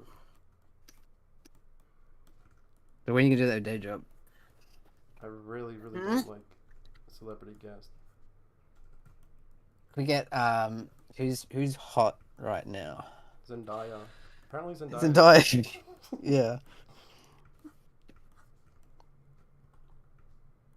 Yeah, that's the thing And about. specifically bring her in, and she looks completely different. Like she's got that like modern Simpsons look, where she's got like small eyes. She looks different than all the other day job characters. Yeah, That's something that also annoys me in Hollywood is like they'll just have like whoever's the hottest actor at the time, and then they'll just be in like every movie. And so just like every movie for a few years is just the same actors. yeah. I feel like the fucky part though about like I feel like a lot of why you see like celebrity guest cameos in like cartoons is it's not as much about pressure. It's just because they want to. Because you listen to like the Simpsons commentaries, and like they That's always talk very about like how surprising. excited they were. They always talk about how excited they were to bring in like like fucking like the baseball stars or what was the girl that was in the Mr. Plow one? Oh yeah, Cindy. I don't know. Taylor Lautner. The Mr. Plow. That sounds Linda Ronstadt. Yeah. Yeah. Or like Adam West, and like they always like, yeah, well, of course everyone always they get so excited because they get to meet them. I don't know, man. That's a bit weird. Like, it surprises me that the Simpsons creators would be excited to put in like that. They're not just doing it because they're told. But obviously, someone like James Brooks is like, well, he doesn't give a fuck, 'cause he's already a big director. But like all the Yeah. writers and all that, Yeah, because I mean they don't seem to have it. Because you do that in animation when you have an ego about you, and you're like, oh, I wish I was more. But yeah, they don't seem to be particularly egotistical in Simpsons, and they also seem pretty secure in where they were in like the industry. Yeah, but I think it's just, yeah, that's what I'm saying. It's more of a matter of They actually just wanted. they didn't have to, but they Yeah. wanted to. They yeah, and even with Smiling Friends, they've talked about that. Like Zach specifically said, like we wish we could get more people on, but no one wants to work on it. Yeah. Um, but yeah, I mean, on Smiling Friends, actually, I never really knew who was like pushing, or who came up with the idea of having celebrity guests on Smiling Friends. Like that was never clear if it was the network or if it was, but it was clear to me that every episode was supposed to have a celebrity guest. Yeah, if it's like the feature character. Yeah, but it just wasn't clear. That's what I'm saying. I think they would. That's what, I think they would. They would be like, well, can we get? Because they've talked about, like, can we get this guy? And then they'd say no. And then it's like, what about this guy? And like, no, this Oh, guy. you And then mean they have you to mean kind of like whittle down. It's like, okay, can we get Gilbert Godfrey? And you're like, yeah, I can get Gilbert. yeah, yeah. So you mean the network was saying that? Yeah, or like, I don't know, producers or whoever that can Saying like no. pull strings to see if they can get like someone to do like you come on as a guest star. Yeah, I know all of the guest stars who got failed, and I don't know if I can talk about it. Like the guest stars who they wanted, and they. I know the ones like this Norm, obviously. They wanted Norm Macdonald and they Oh yeah, wanted Dan dude, I didn't Aykroyd. hear about that, but I always figured he probably would want Norm, and Norm was on I feel Adult bad Swim. because it's like I feel like if he was still alive and he didn't have like cancer, he probably could have. It could have maybe. At Yeah, this because he point. was on Adult Swim. Like he was the main Yeah, it's character in the on Ghost Stories. Mike Tyson Mysteries. Yeah, I call it Ghost Stories. Wait, give me 1 sec. I'm just gonna take off my sweater. I can't hear. Whose idea But was it to bring in Doug Walker? That's got to be Zach. Like, um, and that would be so easy. It'd be so easy for Zach what? to be like, "Hey, Doug." Someone said, "Whose idea was it to bring in Doug Walker?" Zach, obviously. Yeah, that's like the easiest. It's not going to be a hard get. You're not going to be like, "Sorry, Doug's too Yeah, busy." no, it was Mark Lazo. Was like, dude, there's this guy called the Nostalgia. Can we please? Yeah, same thing with like Red Letter Media. It's just like, well, though, like That's obviously Zach is a fan of people on YouTube, it's not a hard get. I like how But Harry like the thing, Partridge hasn't been on the show, but he's in all of the promotional material. he was on the show. Oh, who was he? He played Grease Puddle. He What? played like in who just violently killed Simon S. Salty. Yeah, I know. I didn't know that was He his was name. the worm. He was like the worm people, one of the worm people in the President Jimbo episode. And I feel like he was a few other people here and there. So he's been in a few things. There was a few voices. Oh, okay. Fuck, I fucked this up. Oh well. I mean, this looks pretty cool. That took me how long?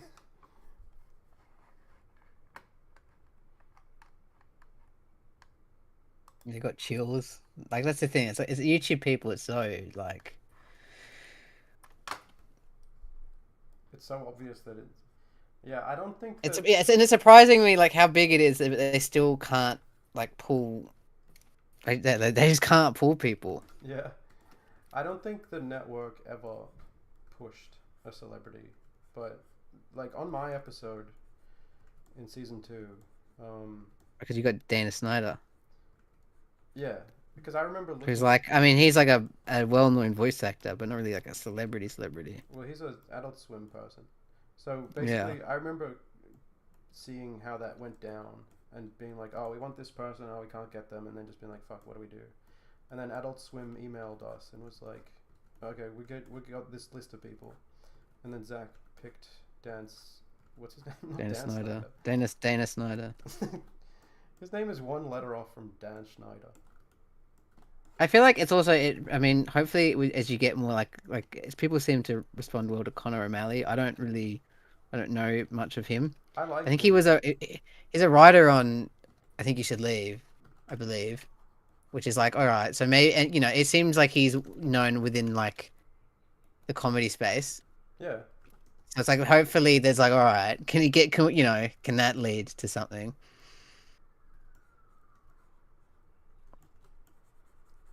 But I think it's as well. It's almost like you don't want big names. Like I feel like there's a sort of counter uh thing with Rick and Morty. It's like people don't want to. No one. I mean, people were pissed off when the fucking Hasman Hotel stuff happened, where they replaced the voice actors. I didn't know about that. What happened? Well, because they replaced all like the cast between the pilot and the show. So it was like, okay, instead of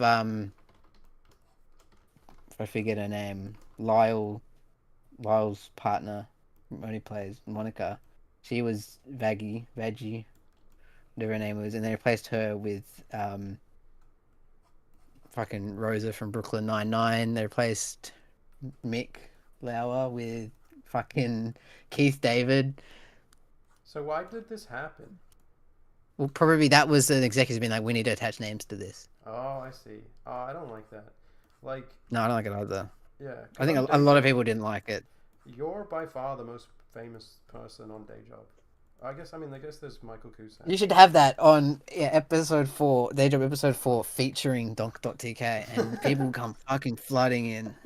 Yeah, well, the thing is, like, I hate the idea of pushing for the most famous person you can get rather than... Actually, that's also not true, because you have Michael.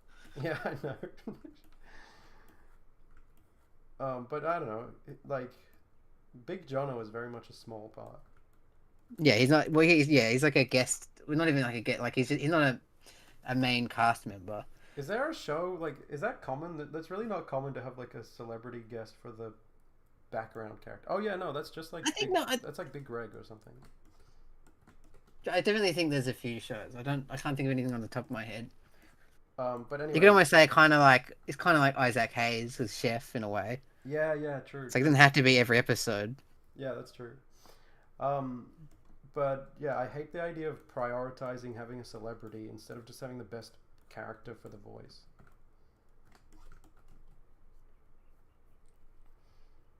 Yeah, but I think it now, like, people, I don't know. It's definitely a completely different kind of show when you have, like, this character and this character are, like, you know, it's a celebrity guest show. Like, a lot of, like, Mike Schur kind of things, like Parks and Rec and like Brooklyn Nine-Nine. It's like you get, like, a guest character in and it's always someone. It's like you bring in... Really? You know, like Josh Gad or Stephen Root. When you know, say just guest, some, like... because the thing about Michael Schur shows is, like, he usually casts people who aren't famous. He usually they cast them who aren't famous at the time, Yeah, but like then they as the become show really goes on, you dude, like Steve Carell, and also like Brad, what's his name? Chris Pratt. yeah. Those people weren't famous until after he casted them. I mean, Steve Carell was like he was. Oh, he wasn't? You know, he was. Wasn't this like his first role on Community? No. In The Office. So yeah, The Office. No, he was. You know, he was been around because it was the fucking like the 40-year-old version. No, that was the same year. That was the same year The Office first came out. So and like. Yeah, exactly. Over the Hedge. He was on The Daily Show with Jon Stewart. So like he would like he had stuff going on. He just wasn't like super well. It wasn't like Chris. Like some people would have known him. I feel like he would have been like on SNL. I feel like he had some ties to SNL. So he was probably their most famous actor then. He would have been, but he wouldn't have been that famous. Yeah. But then the other thing that he does is he would like stuff. I guess you wouldn't really say this was him, but he stuffed like season 8 with as many celebrities as he could. Yeah, and it just makes things weird. It's just like it's a different show when it does that. Yeah. Like Rick and Morty is definitely that kind of show where it's like every episode it'll have someone. And like there's no like, oh, this is this unknown person. It's always like just voice actors. Well-known voice actors at every character. Don't people usually do this with nice guys? Whether Don't they be people like, usually do this you know, with nice guys? It'll either be like you have like the two sides. You have like he's a guest actor and they're like actors, and they're coming just for this episode, and then Don't you have people like here's like our team of like well-known voice actors. So you'll get like fucking Oh, I'm drawing blanks. What the fuck is SpongeBob man name? Oh, Tom Kenny.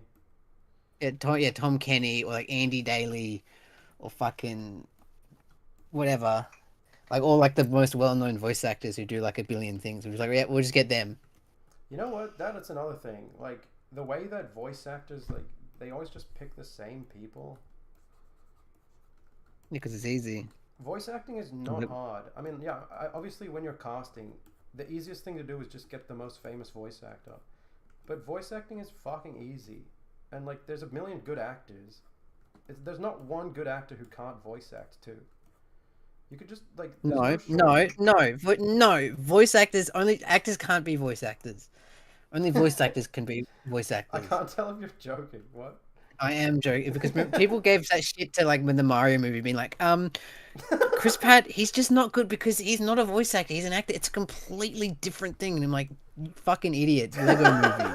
Also, you're just wrong. You're just wrong. I'm not an actor at all, and I'm pretty sure I did a decent job with Rico, Bradley, Ivan, Broberg on Day Job. It's like it's pretty easy to voice act. Yeah.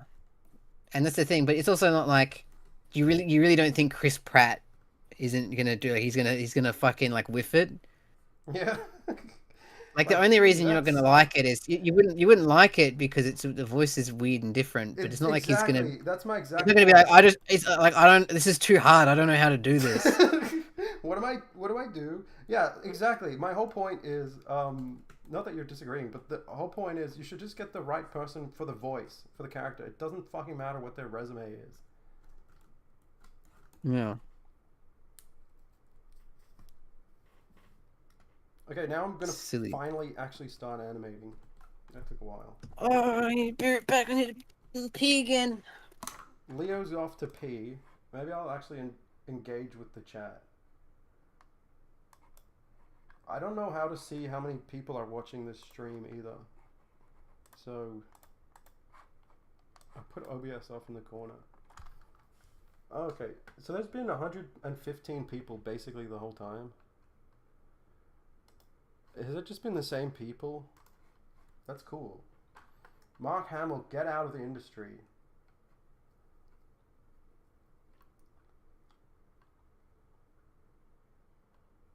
Oh yeah, this is happening.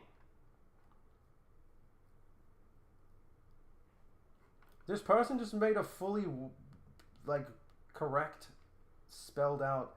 My parents hit me so hard in the head it made me unable to spell. And this lack of clarity in my language reflects the lack of clarity in my thought. That was like 0 mistakes. Somebody mentioned... Oh, never mind. I thought somebody mentioned Griffin Hart High for a second. My other show. Yeah, Sonic was here. Sorry, he left.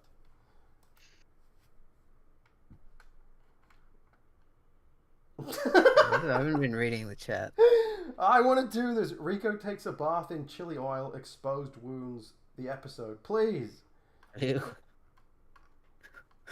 This one, will Gough Whitlam make an appearance? Can we get a Gough Whitlam appearance in Day Job? Like the actual Gough Whitlam. Yeah. Yeah, like Prime Minister from like 1972 to 75. See if we can get him. He's mad because he gets mad because he was gonna run again. You're going to school. It's fucking Sunday. What are you talking about? He doesn't... Okay, so this person just asked a stupid question. Sonic lives in Australia? Hello? He ran here. He's probably back home already. On Mobius.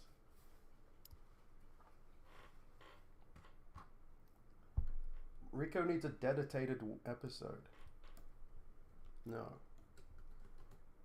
Not happening. We need a serious Rico episode.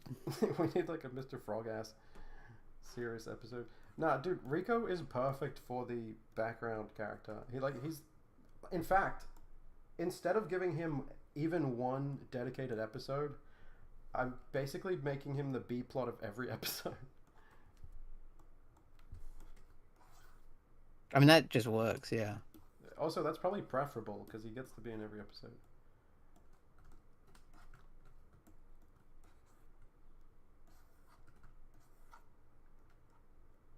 Does anyone actually flip your drawing when you're done drawing? Oh, Christ. Let's see what else people are bloody saying.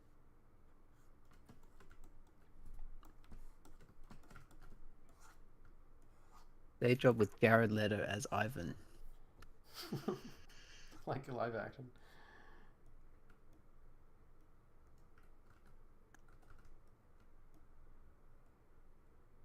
Can we get my Uncle John? No, I don't know if I said that for Smiling Friends. Friends or Day Job. What did it say? I don't remember if he said that. Can we get? I lost the message. I don't know if it said, "Can we get my Uncle John for Day Job or for Smiling Friends?" It's not up to me. Actually, yeah, it's up to me actually.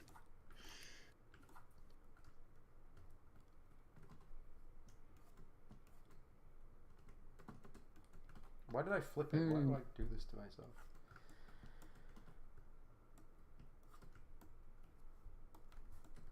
I want an episode to see what the cast does in their spare time. Yeah, I know. Like, this is why I wish we had like 20 episodes, because we can only make like 6 new episodes at most, and so it's mostly like there's no filler, but I would love to make filler episodes. Like, I would love to make episodes that are just about, like, I don't know, Bradley goes to the store or something. No, I wouldn't even say filler because it has a bad like connotation to it. It's just episodes that aren't relevant to like any sort of overall plot. We do make an overarching plot, and then because we can only afford so many episodes, we have to be like, well, anything that doesn't contribute to the plot has to get cut out. So yeah, we just can't do anything like that.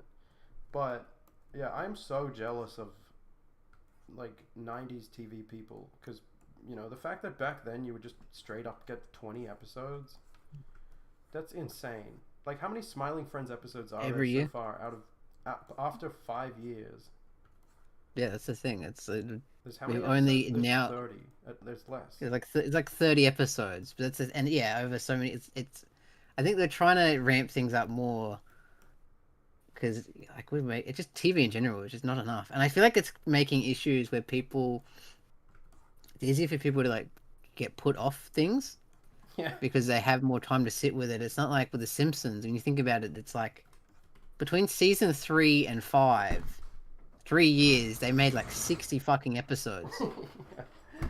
And then the show gets to evolve.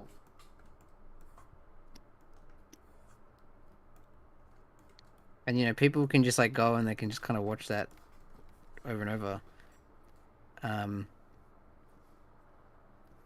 And then time, eventually, people just get sick of it just through time. I think. That's my theory, at You least. get sick of what through time? Well, I hear people have already been like, "Nah, Smiling Friends, it's washed, it's over." Well, your And theory I'm like, doesn't make sense. Like, what are you saying? Because I think there's people that like, I'm sick of Smiling Friends. I think it's no good anymore, even though just started season 3 purely because they've had already so many years to just kind of sit on it. So I think this makes sense. What do you think of this? So in The Simpsons, like, let's say season 4, just because you don't want to start with season 1 because season 1's not that good. Yeah. But start with season 4. Okay, in Simpsons season 4, there are like, I don't know, 10, 13 like gold standard episodes, and then there's a bunch of episodes that are nowhere near as good. But they come out all. I don't know about that. But they I all think come there's out in all the same year. So it's like, yeah. because they all came out in the same year, you're not being like, oh, Simpsons sucks now. But imagine you took season 4 and then you stretched out over 3 years, and then there would be like a period of like several months where there's like 3 episodes in a row that are bad. Then you'd be like, fuck, is The Simpsons bad now? It's like, well, obviously it's gonna come back. Like, obviously it's gonna be up and down. It's not like peaks and valleys, but it's gonna be like better sometimes and worse sometimes.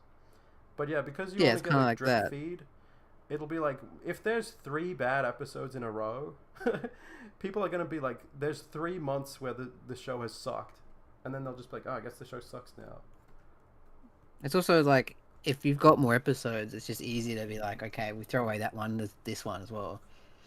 Yeah, yeah. With I like mean, Smiling definitely... Friends, it's like if you have one bad episode, then that's, that means, let's say you've got one bad episode of Smiling Friends, that's like, okay, now 5% of episodes of Smiling Friends are bad. If Yeah. one bad episode of The Simpsons, it's like, all right, that's like 0.1%. Yeah, well, there's definitely Simpsons episodes that I skip in season 4. Like, I'm not fucking watching all of those. I don't think I skip any episodes. I don't think there's, unless it's like a clip show episode. But they only did like 2 of those in the golden years. But Simpsons like, is so I think fucking... most, but I don't think there's any like, oh, this one sucks. When do you stop watching Simpsons? I tried watching, last time I tried going through it, I just went until I couldn't bear it, and that was about 14. Once they went to like digital coloring. Do you remember what episode The you first went on? episode was the one they get a tennis court, and Homer Homer and gets Apu jealous because he Yeah. thinks that Bart is gonna like cuck him. with Marge. Yeah, with Marge, and I'm like, this is so stupid. Like, because like by like 10 to 13, like the plots get stupid, but they can still get some good jokes in there. But like, there's a point when it's just like, this is too dumb and it's not funny enough. What's the episode where Homer and Apu become friends? Like, sorry, Homer and Marge become friends with Apu and his wife? Manjula or whatever. Yeah. Like, what season is that? I don't know, but I don't like those ones. I don't like any of the Apu, like, and Manjula. Like, with the kids, I hated that shit. I find them pretty nostalgic, to be honest. Like, I could kind of see that. It's a specific era yeah. of The Simpsons. But I still don't think they're very good. So, yeah, that's what I thought you were talking about. But no, you're talking... So that was probably, like, season 12 or something. Yeah, it would have been like season 12. So what season is the episode where Bart cocks Homer? It's 14. It was like the opener That's for season 14. That's such a jump to shock for season 14. Holy shit. But yeah, I'll be honest, like, not a lot of people seem to share this opinion. Some do, but I think The Simpsons is still an A-tier show all the way up until season 18, 19. Really? Yeah. Dude, they're so A good. tier? Yeah, it's still an A-tier show. Like, it's still better than most things on TV. It still had like some jokes, but They're really good. Season 18, it's like, it's fucking awesome. Like, you know... I don't know about really good. I want to say, so specifically because when's the last time you've gone through some of these like teen seasons? I still watch them all the time. When was the last time? Like, I mean, I haven't really watched TV in ages, but 6 months ago. Because I have it, because I have one of my pastimes is I like to watch videotapes, and I specifically, my favorites are the ones that I had recorded of The Simpsons as a kid, because I have like 100 of them. I have 100 tapes of The Simpsons recorded between like 1995 to like 2006. 1995? How did you do that? Were you like a baby? Because my parents would watch it. My parents Oh. love The Simpsons as well, so they would just record them. And my favorite parts is like the ads. I love seeing those old ads. It's so Do you have nostalgic. the ad where she goes, Marge, the rains are out? Yeah, I have it somewhere. I don't know what tape it's on, but I do have it somewhere. That's awesome. Fucking. So, but the thing is, so there's different eras because like the 90s, it's usually that's on like Southern Cross. Dude, everyone And you disagrees know with that- me about The Simpsons. Okay, But, like- we're going through and looking at... Okay, Sleeping with the Enemy. This episode is season 16, where Nelson goes and stays at Bart's house. That episode is that one's fucking okay. awesome. That one's okay. That It's one's so that's good. got- It's such an amazing like exploration of Nelson as a character, and then Marge and Nelson's relationship. It's really cool. Okay, now, like I might as well go one by one. Like this one is fucking stupid. This one is annoying, but it's funny. This one's really annoying. Like that Willy Wonka guy sucks. I hate him. I don't remember that one. I know it. Midnight Prescription. That was funny. I remember laughing at that on TV. Mommy Beerst. I don't know what that is.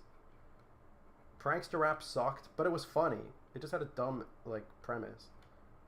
I fucking hated those Mo ones in the team where Mo is like a different bar.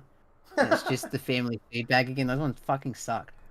Anyway, by the way, I'm not saying that The Simpsons stayed good. Like, it obviously got way worse, but like, it was like a fucking S tier show, and then after season 12, it became A tier show. It was still A Going to tier for fucking China. ages. The 7B. I watched that one not that long ago. The Snitch one. The snitch one. Yeah, that's annoying. Yeah, but Like Homer's they little build the hat prison. pissed me off. That one was like, it was fine. But the thing, so I've been watching them on tape because if I want to watch like the Channel 10 ads, I have to go to like newer seasons, which means I have to sit and watch like episode 14 ones, like season 14 episodes, So just are so you I can saying that get you watch them in order? different ads. No, I watched it, but I know like okay, this one's got like this one was like recorded in like taped in like 2004, and it has like Channel 10 ads, and I want to watch Channel 10 ads, but that means I have to sit and also watch like season 14, 15 episodes of The Simpsons, So you'd rather which watch can the sometimes ads? be. Yeah, I would rather watch the ads, This but episode I'm was also not funny gonna like as like specifically skip through the show just to get to the ads. this is the episode where Homer said he's masturbated thousands of times. This one. Which one? This one. Hold on, do I have you? Because I have to, because it's because of the stream lag, so it You have takes to a go on second. YouTube and see the stream. It's the one where Homer becomes a Catholic, or Bart becomes. Oh, a that Catholic. one's fine. It's from what I remember. My favorite. I don't think any of those, like besides that Nelson one, I don't think any of them are remarkable in any way. They're funny though. Like they're still worth watching, and like they're not bad. Like I hated. Here's the thing as well. Like for some perspective on my opinion, I hated them when they came out. Like I was sitting there watching them, and I was like, "Fuck this! This sucks!" And I was like getting upset. And I'm like, I don't know, 14 or something, 15, watching them, and they were just like they made me sad. I didn't like them. But when I go back and watch them after seeing like season 30, they're such a breath of fresh air to go back and see this, and like. Yeah, but I don't have to watch. I could just watch season 4. It's better than Family Guy. It's See- better than Rick and Morty. It's better than King of the Hill. Like all of Family Guy and Rick and Morty and King of the Hill. Come on, come Not on. all of, but on average, season 17 of The Simpsons is better than average Family Guy, average Rick and Morty, average King of the Hill. Yeah. That depends what average. Because Family Guy it doesn't because that's such a Simpsons thing of like, how do you average Family Guy? Well, if you're gonna make a show that's mostly spam and only has gold moments here and there, it's like that's your fault. Yeah, but Guy's like mostly Family Guy, like bullshit. the first 4 seasons of Family Guy are all pretty fucking good. They're funny as, yeah, that's true. And King of the Hill, I also just think that's wrong because King of the Hill, I think always like I had that. I think it's got the best batting average out of Oh, all of really? the shows. Like, Okay. yeah, I think because I don't think it ever got bad. I just think it got not as good, but it was never like this show sucks now. Yeah, I can't really comment on King of the Hill to be honest because I've only seen season 1.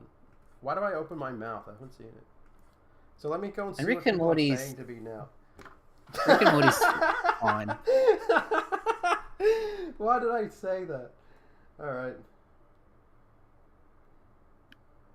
Do you guys think South Park aged the most graceful out of all the animated sitcoms? No? What? If out of the ones, to be honest, if I had to pick out of all of the ones that have been going since its original run, so you can't count King of the Hill because that took like 15 years off. I honestly think Family Guy does it best, just because it knows what it is and it's just funny YouTube shorts. Family Guy never had scruples to begin with, so they never betrayed their own scruples. That's exactly it's just jokes. It's just like, yeah, here's a good joke, here's a bad joke, but you're not going to see the bad jokes because you're not actually watching the You're just episode. watching the Family Guy clip on YouTube. Although I've heard American Dad's still good.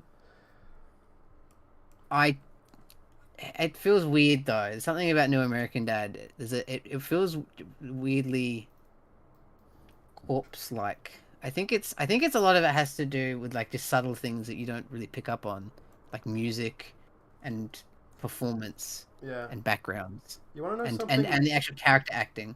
Yeah. You want to know something really interesting I learned working directing Smiling Friends? I always, because when I was a kid watching television, I was always like, why the hell is this show bad? I can't understand. Like, I was trying to figure out, and like, especially watching Simpsons and stuff like that. I'm like, this show just feels bad. The vibe is off, and I don't get why. And I was also really confused why it's such a good show, like The Simpsons, with obviously it has the perfect makeup, like genetic makeup to be a good show.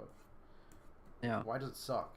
So when I was directing Smiling Friends, I learned the answer is because you have a runtime, and you have to keep everything in the runtime. And the network will be coming in and like cutting stuff and being like, oh, this is too long, so you need to make it shorter.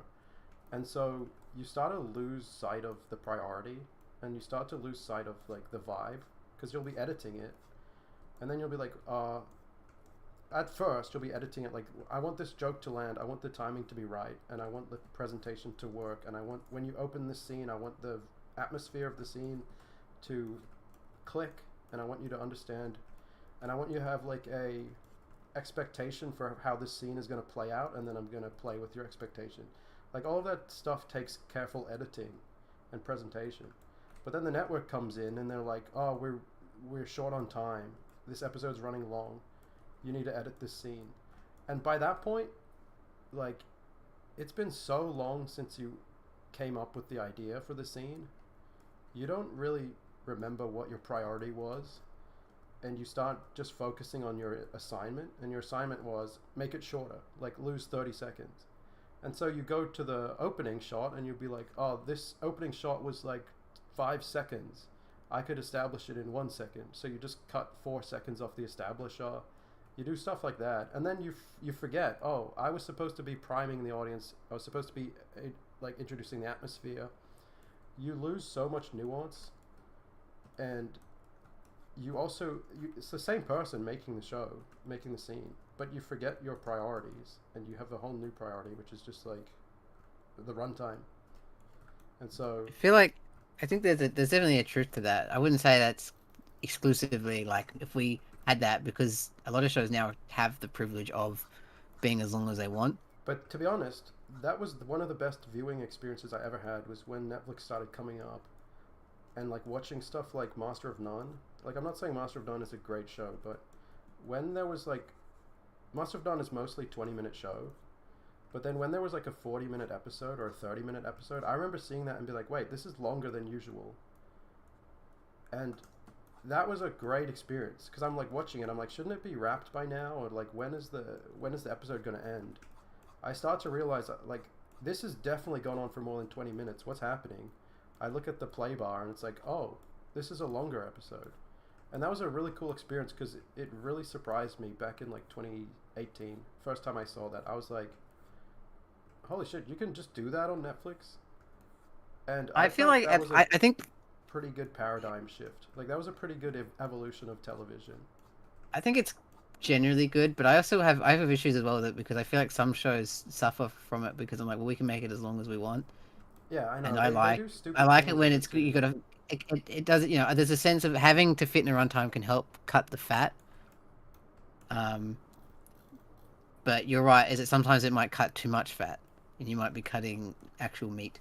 Yeah, and what counts as meat and what doesn't is often subjective, but it comes out in the wash when you're like, this episode just feels off, I don't get it. It's like, well, you shortened the establisher, you forgot about building atmosphere, you forgot about building tension in the scene.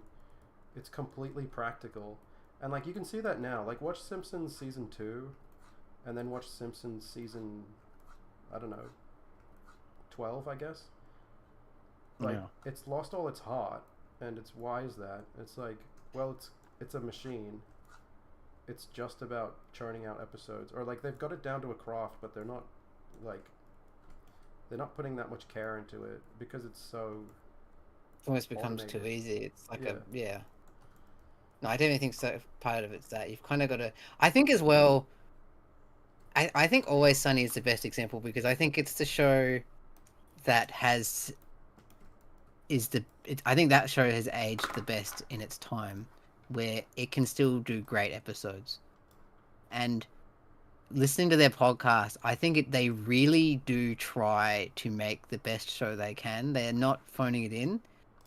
However, people will still say it's no good anymore. And I think the longer you go, it becomes more of an uphill battle to make a good episode, especially when it's like, oh well, we've already done this, we've already done this, we've already done this. So it Yeah, becomes true. more difficult to have a great episode. I think that's a part of it. There's little things as well that like affect it here and there, but generally, yeah, I think it just gets harder as you go on. So you have to put in more work. But it's also, as the show is more successful, it can be easier to become complacent and just be like, "Yep, we're doing good. We'll just keep rolling on." But I think it's important to kind of push yourself beyond that and to keep trying your best. Yeah. Well, I haven't seen that, but I do want to answer the question because the question was, what was it? It was like, what animated sitcom Has aged the best. Um, and then this person said Family Guy solos. That's a very surprising answer. Family Guy solos. So I think Family Guy is like it has, because if you just if I have to watch an episode, no way. But like the parts that if you can just pick and choose what you want, Family Guy can still get a good laugh out of me. Like Family But Guy's funny, but it's definitely not a show that I have fond feelings towards. Like I, Family I Guy, I'm watched mostly angry at. I watched a lot of Family Guy in like the teen seasons, and I watched it and the Simpsons when Simpsons was in its like 20s seasons, and Family Guy was worse to watch because the stories were so terrible. There are Family Guys absolutely they have horrific the fucking Family worst Guy stories. the worst stories imaginable, Yeah. but the jokes you'd still get a good laugh. There were a lot of Simpsons episodes where I'm like, I'm not laughing at all consecutively, but like each Family Guy episode would at least give me one laugh. Yeah. But it was also like when it was like doing story things, I'm like, I couldn't care less. I'm not gonna lie though, it's hard to beat a bad Simpsons. Like it's hard to fuck up worse than a bad Simpsons because it's really like upsetting when a Simpsons episode is bad because Simpsons has such a legacy, and then when it sucks, you're like, fuck me, that's depressing. But then Family Guy still manages to be worse. I think American Dad's held like I've genuinely heard, and I haven't watched a lot of new ones, but by the time The Simpsons and Family Guy were getting really bad, American Dad was almost in its stride at its best.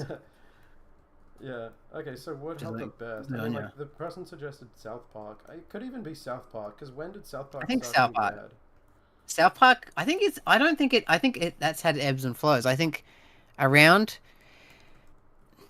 I think there's no like true classics like of just like this is very like kids South Park like after 9. Like obviously there's great episodes in like 10 and 13 and 16, but they're all kind of like based on current events. There's best like the South Warcraft Park episodes for sure. Like there's like Warcraft, there's like Butter's Bottom Bitch is a great one. That's season 13. Season 16, I think I really like Raising the Bar.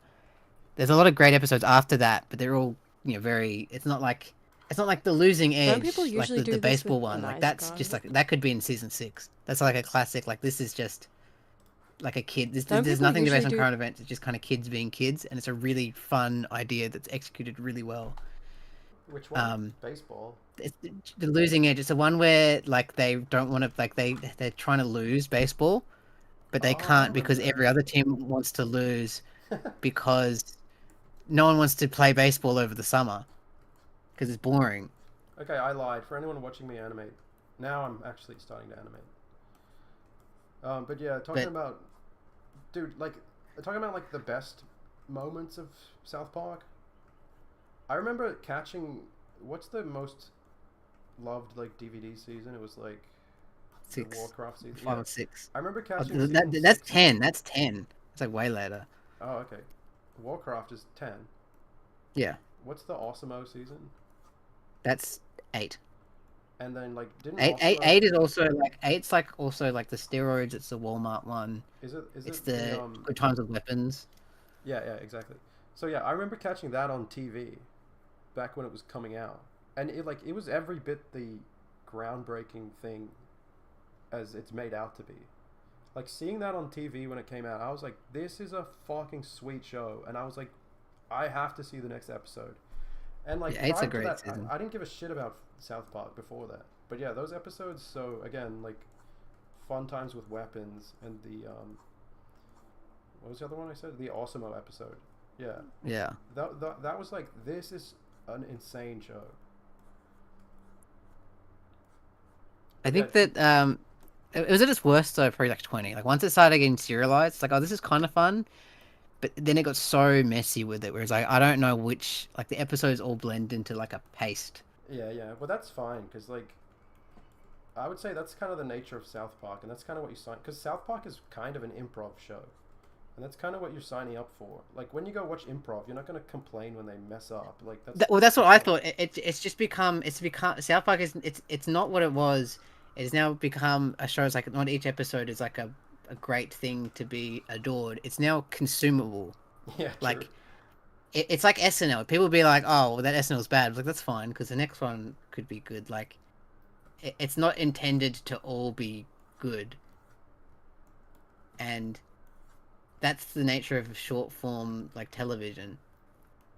So, and that's the thing. So South Park, they figured that out. It's like, all right, this isn't really working, and they changed up. And I thought this season's been really like I've had some the biggest laughs this season that I have in fucking years. Really? When? Seriously? The fucking with like the Trump one where like they AI'd him and he's in the desert and he's getting naked. Oh, okay. Like I thought that was really funny. Or fucking what's her face shooting the dogs. Like it's still like it can still Actually, give me a good laugh. that might be the only time I laughed, when she shot the dog. You're saying South Park's gotten very political as of lately, which is like What? Who said that? it's always just someone in the comments, but like that's always South Park has always been about what's relevant. Yeah, That's a and silly comment. that's just what's going on right now. I don't think it hasn't always been political in a sense. It's always had an agenda. I don't know how old Hunter Cool 2232 is, but if you're young, I can see thinking that South Park wasn't political, because like in 2020 and 2020, like up until this year, like the past 4 years, it hasn't been talking about the president or anything. So like, yeah, I can see if you've only been watching for like 4 years, what would your opinion of South Park be? You would be like, you would think that it's not a political show. Yeah, but it's always had like an agenda. Since they had the first season was like a gay rights episode. Yeah, I don't like the. They've funny always thing just kind about of been like, season what one- we... You know what I love about season 1 is that Mecha Streisand thing, because nobody remembers Barbara Streisand. Like, I know that the Streisand effect is named after her, but I don't know what happened with her, what her scandal was. And like one of the first South Park episodes is like based on that, and just nobody remembers it. Do you know what that is? I know I think she was just kind of the Streisand effect was like it was a. She specifically was like, no one take a photo of this house I bought, this beach house I bought or whatever, and because of that, it's kind of like singing out to say, no one pay attention to me, no one, Yeah. like don't look at this, and that just makes people want to look more. I think it's funny though because it's so easy, especially, and I'm sure there's other effect where a lot of people who watch South Park as a kid, they base their opinions around South Park. So I remember being like, oh yeah, Barbara Streisand probably is like a bitch and he probably sucks because she's like a bad Yeah. singer. And I watch Yentl and I'm like, Yentl's good. She's a good singer. Like, she's probably fine. Like, as far as I know, she might not actually be a bitch at all. It's just South Park ragging on her. Yeah, and then South Park, because it's so like hastily made, they even say things that they don't agree with sometimes. Like they took back their their global warming comments. Yeah. That's kind of annoying. Like that is a big like downside to South Park. The fact that it is a hastily made product. So I should say it to Hunter Cool 2232. We're not having a go at you. Yeah. It was just like yeah, you didn't what you said didn't come off like it was. I get it wasn't like we know you're not like trying to do a hot take or anything. Yeah. Yeah. The thing about what you said is it couldn't possibly be taken. We were just kind of jumping off from that basic thing. comment. But yeah, South Park season, what is it? The episodes that were coming out in in 2017. Oh, sorry, not 2017. Like 2016. 2016. Yeah, That's like member 2016. berries. That shit was no. 2016 was when Hillary Clinton was Yeah, it was projected both to be that season. Oh, I really? think. I think member berries was the same season, or that was 19. I think it It's the was same era 19. though, but it would have been 2016 would have been the Trump Hillary one. Yeah. So I remember I had the job like whatever, but I used to watch I used to watch South Park every week in 2016, and they really thought Hillary Clinton was going to win. And that whole season ended up just being really awkward. When Trump won, it was like, okay, what are they going to do? And Yeah. then the next year I don't was think so that season boring. was very good in general though. Yeah. Like they just don't like the serialization just got so bad because it was like one long episode that just feels really unstructured. So I like how I mentioned Master of None, and one person was like, "What the Master of None mention? Is that a popular show? Like, have you ever heard of it?" I know of, I haven't watched it. I know it seems fine.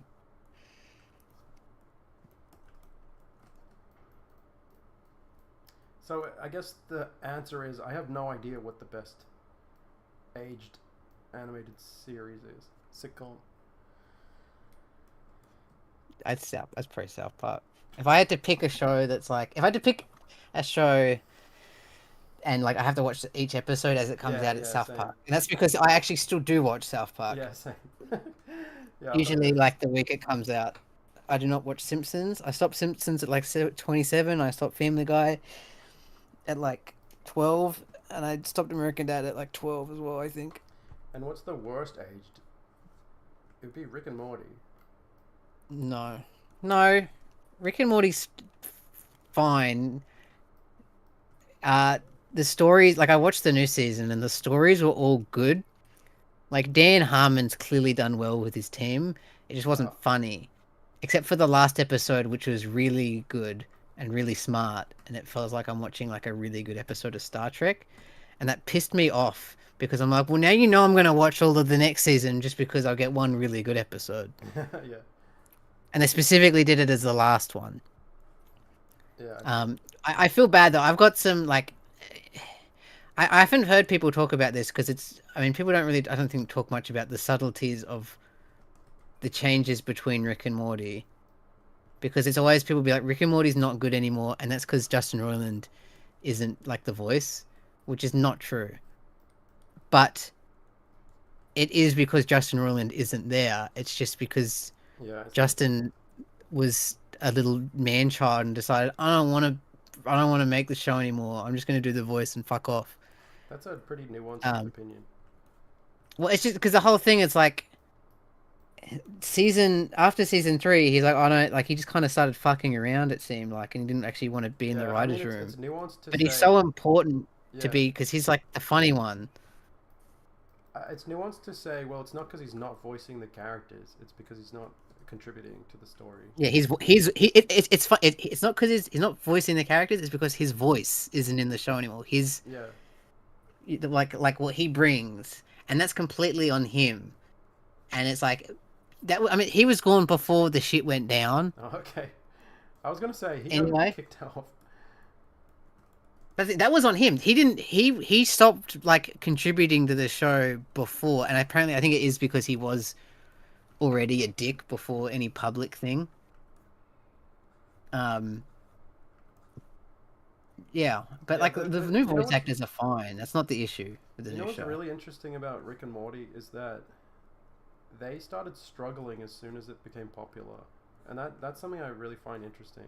Like, I think it's just a coincidence that's when Justin started fucking off. No, so just kind of Dan. They started talking about it, and that's not a coincidence. Like, they talked about it a little bit. They said once it became really popular, it was hard for them to write more. And this is the kind of thing that Dan Harmon will talk about a lot publicly too. He'll say like, well, writing is hard, and I'm sure he'll say like, it's especially hard when there's pressure. Like, there's all kinds of psychological impacts on your writing, but like when your show suddenly gets popular and everyone wants to watch the next episode, you start to... Oh yeah, I'm sure that's it. Yeah, I'm sure that does. But I also feel like, again, it seemed like Justin was just kind of like he didn't want to step up to like So I think it's yeah. I think it's a bit of both. Well, I find Rick and Morty to be like one of the only shows where the creators talked about that process publicly and give like some insight into what it's actually like to write and create something, and when it starts getting hard, what do you do? Because imagine if The Simpsons openly talked about what happened during season 12 when it became hard. Yeah. Wouldn't that be so fascinating? Well, it's what I like about Sunny because they're pretty open about that as well. They're like, we know, like we are trying. It gets harder. It gets harder as you go on because like we've done this idea, we've done this idea. Yeah. You know, people were busy with other stuff. It's like, but like they all really care. They know that this show is, like that's why they're here. That's why they're famous. Is this show, and they treat it with, they take it seriously. It seems like with Justin, it was just kind of like, well, I don't have to care anymore, and it's probably because he does not seem like a character of sound mind. Yeah. So that's the thing. I think the show got big, and that's easy in that time. You can really make the choice to be like, well, I'm gonna fuck off now because I don't have to care anymore. We've been picked up for like 5 seasons, so I can just kind of phone it in. I mean, Or you can put your big boy pants on and try to make it the best show it can be. yeah. It doesn't sound like he liked the idea of taking it seriously in the first place. Like, it sounds like he. No, wanted I the mean show to be be fair, serious. that he's never been one to do that. But that's also what made, I think a part of that's what helped so much with Rick and Morty, was that again you couldn't make that show without either of them because Dan brings the structure, and Justin brings the character. So what's it like now? Because I haven't watched it. Is it fun? It's like they're smart episodes. Like this, the stories are all very strong. It's just not funny, What would you say? and it looks pretty. Would you be able to like paint a picture of like what's a smart episode, or like maybe you could just compare it to a different episode we've seen? Well, like just think of like the well written episodes of like Rick and Morty in like the early seasons. Like what? Like, pulling it up. Hell yeah. Like, I feel like I would say Me Six and Destroy. Like that was a decently structured episode, but you'd never get the thing with Mr. Jellybean. Now that wouldn't happen, and I don't even think that's an extensive like. Oh, because it'd be too inappropriate now. I just don't think. I think it's too chaotic and too out of left field. It's really funny going back and watching that because it's not that amazing in retrospect. I'm But trying to maybe think of that's- like a good, Maybe that's like just- obviously like say like the season 3 opener. Like I think that's a really strong episode. The one what where they're happened. in like Rick's mind and with like the chef's wand sauce and all that. Like I think that's a very strong. That's a good episode. Yeah, dude. The thing about season 3 is it's hard to say with a straight face that. An Actually, no. episode is Here's the best example. The one with Mr. Poopy Butthole. Like the one where like the clip show, the fake clip show one where they don't know who's real. Do you remember that one? Yeah. Yeah, I think that's a really strong episode, both structurally and it's very funny. So imagine that, but it wasn't funny, and it feels like a kind of a facsimile of those episodes. Yeah. Where like the story is still good, it's a good structure. So like you can say it's like objectively good in that way, but I'm just like I'm not laughing is the thing. Yeah. What are you watching now? Anything? I'm watching Star Trek, TOS.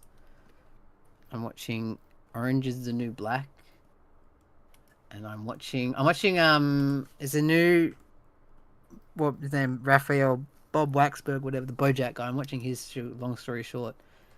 Oh, I'm actually quite enjoying that. I think it's a good show. I hope it gets picked up for more. I hadn't heard of that. It doesn't look great. It's not as visually impressive as Tuca and Birdie. Like Tuca and Birdie really does well with the limitations. Yeah, that's true. Because all of his shows are always, they're already pretty like, they're like kind of cheap rigs. But Tuca and Birdie really kind of works in a way where like there's so much character and style. Do you It's know really who fun to worked look on at. Tuca and Birdie? Like, who was the main creative? There was Oh, awesome. Lisa Hannawalt, she is the art director for like Bob Raphael Waxberg, whatever his name is. He's like BoJack and all that. Okay. And then him, yeah, Raphael Bob Waxberg. I think he like executive produced on Tucker and Birdie.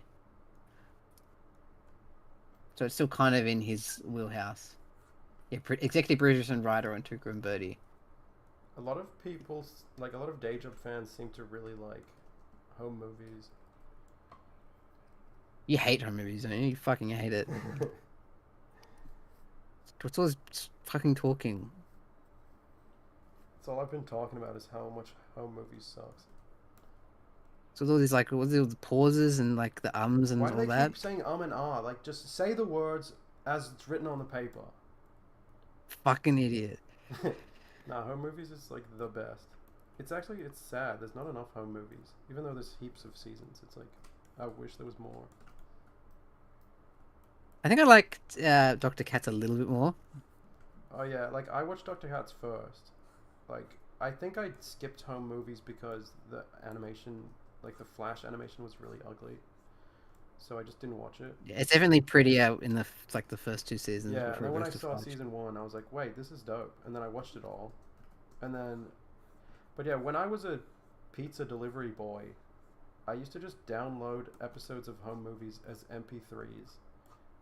And just put them MP3s on or MP4s? MP3. Let's Because, just listen to them. yeah, because the truth is, like, you don't really need to, because all of these improv, like, all of these, like, Brendan Small shows, it's like,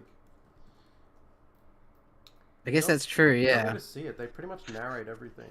And the animation is so rudimentary that they usually do everything off screen anyway.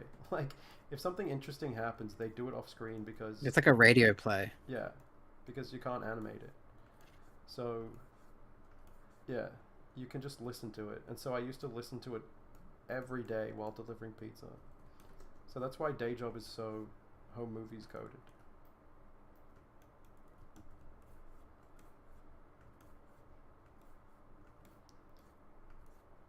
Yeah, I like home movies. It's pretty good, I guess. Home movies, have you watched it? Yeah, I've seen it all. I've watched it. I think I've watched through it twice. I think that's one of those ones where it's kind of funny because I feel like a lot of the people on that, like, it feels really like small, but a lot of the people on it end up being to like moderate success. But I guess that's because it's the same people. When I think about it, like John Benjamin, it's like, well, he's famous mostly because like he kept working with Lauren Bouchard and all that. Yeah, I guess. No, he's So awesome. I guess it's just him bringing those people with him through the whole thing. Someone just pledged on Patreon. Butters pledged $15. Thank you so much. It's a Patreon .com/eyeball2d.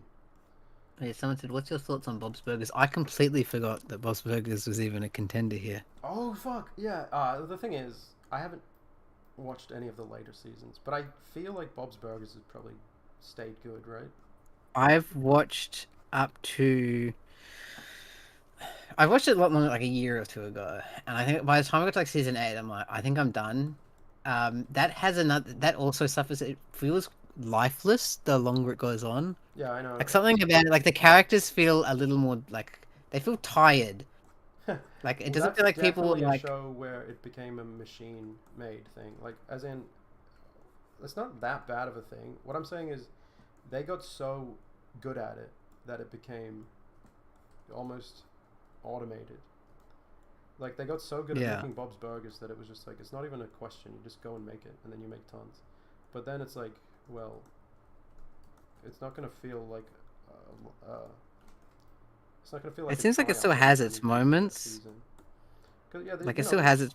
there's shows where, But- and this is maybe why people react differently to Smiling Friends now, but when they made season 1 of Smiling Friends, that was a total triumph. Like, that was like, holy shit, you did it. And it was just such a innate part of the experience that it felt like they did the impossible. And like, the more and more seasons you make, it's not saying it gets worse, but that aspect of Smiling Friends is going to go away. It's going to become a institution, and it's not going to be amazing when they make a season anymore. That's also just a part of it. It's like I said, it's like I'm never gonna be as top when the first episodes were coming out. It's because it's me sitting there watching these people I followed for Yeah. years, finally have their show. It's like, of course, it's not going to be as special. Yeah, I know. But I know. that's the part that you just got to fight against it and just keep trying to make it as funny as you can. Yeah, exactly. That's what I was thinking. Like, because that could happen to us. Because if Day Job went crazy one day, it's like I would hope that I would continue like striving and pushing myself to do something new, not just do the same thing over and over. That's the thing. Like the Simpsons, like the machine, you can, as long as you're like, there's times when you can fight against it. Like the Simpsons made fucking like 200 episodes before it's like, okay, this is not that good anymore. Exactly. Or like American Dad had like American Dad got better after 100 episodes. Its best was like right after 100 episodes, and it was already still pretty, like, it was solid. It was a solid show before that, and it became better after it. So if you can make like, I think that's like the key. Like if you, the best show is like 200 great episodes or like good episodes, you have a solid library. It's hard for a show after 200 to still be as good. Like you're really in unprecedented territory at that point. Well, yeah. So, what do you think of this idea? Because what if you just let your show evolve and become something completely different? Because what is really the point of making 300 episodes of the same thing? Well, that's what they're kind of doing in The Simpsons now. It seems like they talk about like the Simpsons kind of goes like they're doing different kind of formats and all that. And I Yeah. think that's what helped with American Dad. American Dad got better because they started fucking. It almost become like this post sitcom kind of writing where it's like Yeah, the true. tropes of sitcoms, and we've done 100 of these, so we're kind of gonna go beyond that. Where they do like an episode where Stan dies at the end, Yeah. and he's just dead, and that's funny. Like that's awesome. Yeah. Or they do. I love the hurricane one just after that, where the whole thing that Stan learns is like, I will never change. Yeah. Yeah. I And don't it's like when like, Stan does that. It creeps me out. I think it's funny, and it's like, how did you get in here? Look at this damn cat. I don't even know how this cat got in here.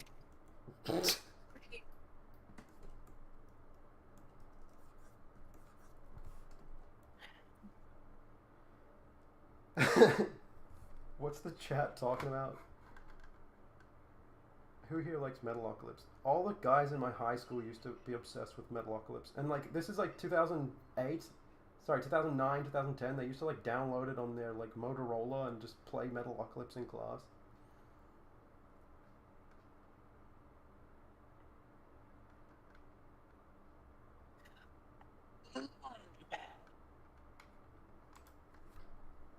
I can I hear think, the yeah, but I mean, their job could like.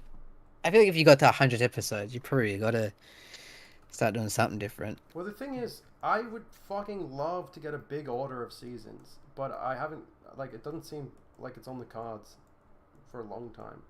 So Well, that's the thing. You'd have to become like a. I mean, like Smiling Friends. I'm sure Smiling Friends, they probably could have ordered more seasons if they wanted to, yeah, probably. because they don't have anything that's like big right now But yeah, besides Rick and what I'm Morty. trying to say is, I would absolutely love to have a big order of Day Job, because Day Job is supposed to be like a slice of life. It's supposed to be like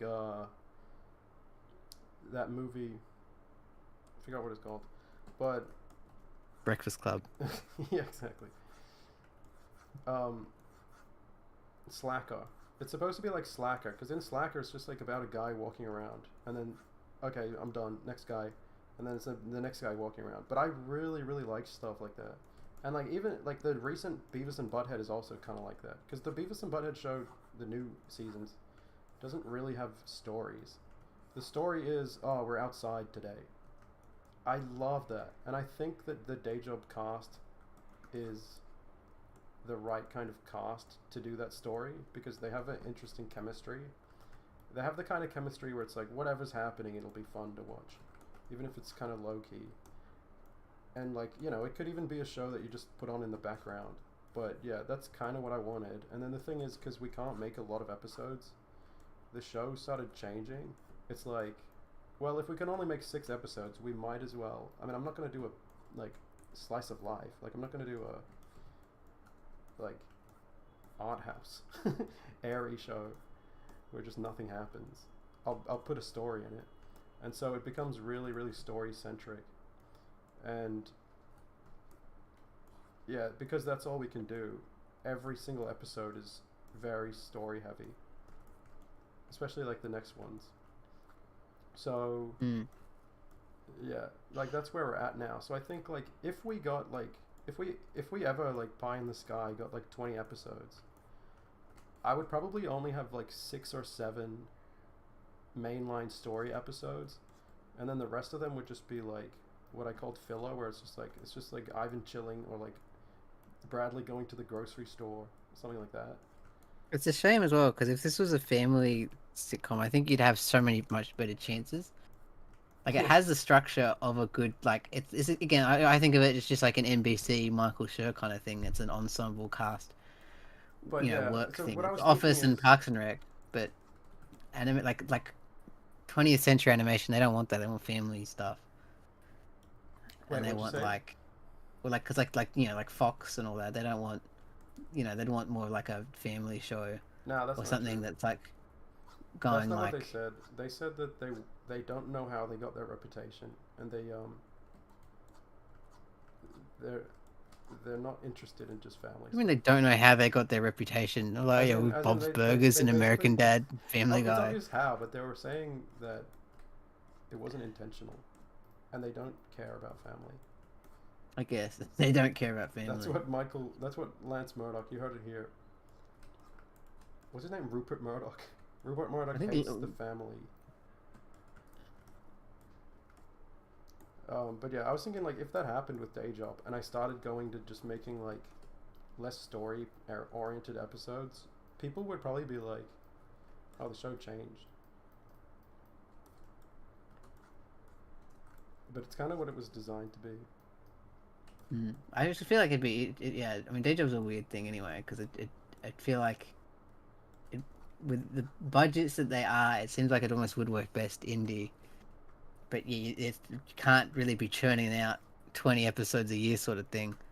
Yeah, it's gonna be sad that like I guess I'll see how things go, but it's probably only gonna have 1 or 2 episodes a year, which means it'll take 3 years to get everything out. Yeah, unless you can pick up. And then that's the thing. If you got it picked up somewhere else, then there's gonna have its own set of challenges that you have to fight against. Yeah, so to fill everyone in, I basically spent the first year, like after the Fresh Blood episodes came out, I spent all of 2024 trying to get the show made, and like as a TV show, and like I just learned so much about how much the TV industry sucks. And after that experience, I was like, gee, would that even be a positive thing? Like, it kind of feels like it would just be better to be indie. And so I kind of leaned in, and it's actually been going pretty well. Like the only I downside think to yeah. indie I is mean that, that as everyone depends says, on. the only downside to indie is that it takes like over a year for the episodes, but they're still awesome. Like Monkey Wrench, for example, is like a perfect show, but how long does it take? I don't really Well, I know. don't think Monkey Wrench is. I mean, it's also for nowhere near as like. It's not self-sustainable. Is I guess the main issue, Well, unfortunately. that's completely subjective, because well, that's a completely up to how long it takes to make an episode. Because like at any rate, like it doesn't matter how much money you make, you could make the episode. It would just take a long time. Yeah, but no, that's what I'm saying. But yeah, but no, if because let's say with Zero, he'd has to pay unless he wants to get it would depend on based on how many episodes you want to get done. I'm sure he'd want to get more done than he's doing. Yeah, No one wants to put out 1 or 2 a year. You'd want to put out a yeah, few, like something like fucking Bridge Kids. It's like that's definitely got to be self-sustainable because it's so cheap and easy to make, yeah, and they're long, so they get good ad revenue. So it's like, well, we can just keep hiring. We can grow bigger. We don't have to stop, and I have to like get money to pay people to make this. I'm making enough money where I can start paying people to make it like faster consistently, yeah. and consistently. So that's the thing and that's the issue with Monkey Ranch. And it's like, well, Zero can do it because he's so good at animating, but not everyone is as fast as him. And even Yeah. if it was, I still don't think. Again, he's only getting like he's not usually topping 1 million, and these are like 22-minute episodes with full animation. Yeah, well, that's also the other thing. It's like, um, people don't realize you just don't make any, like, you just don't have any spending money, and it's hard. Like, it can be hard to cope if you don't have spending money for a long time. So, like, I could sit here and be like, yeah, I'm just gonna keep making day job forever, which I probably will, but there's gonna be times where I'm like, fuck, I'm broke. Like, I want a dishwasher. I can't get a dishwasher. Um, so that's the kind of thing that all indies would have to contend with. Not kind of the thing I would complain about, but I think about that when it comes to other people. Like, they're trying to make a show. They're doing So I'd be really interested well, how but God knows how Glitch much do money it. they have to spend. Like, God knows what kind of food they're eating. Like You just Glitch is don't. interesting because I think they got lucky with digital. Like that show could have easily been like, oh, we got like, a couple million. Mm. But like I'm sure that one definitely like I imagine it's still pretty expensive show to make for an indie show, but it is also, again, they're getting like the last episode is 85 million views. I'm sure they're getting that money back plus like merchandise and all that. Yeah, yeah, that's true. But like, what would have happened? Like, I wonder with I mean, most of their shows have all done well, but like, let's say, I mean, I would have been interested. Like, did the Knights of Guinevere? That's 6 million views. That still might not have.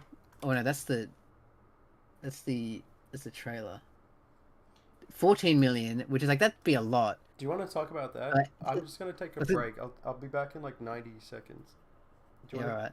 Yeah, are you I'll cool fill to dead just air. talk to the chat or something? Yeah. And we can So talk about that I'm after. gonna talk to you about. Okay, well, I can wait. I can hold off on it. Talk What's about going Perth. on? Thoughts on What, Perth? Perth? Okay, Perth. So, I'll uh, be right back. there's two Perths. So there's Perth in Western Australia, and then there's a Perth in Tasmania. Um, I'm gonna talk about the Perth in Tasmania. It's pretty good, I guess. I had pizza there once, and it kind of sucked.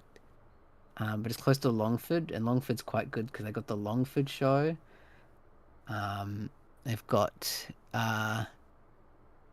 had a bank that shut down. It's a nice little area though. Hey, this in Rowley's voice. I'm such a Sonic fan that I removed my glabella. I don't know what the fuck that is.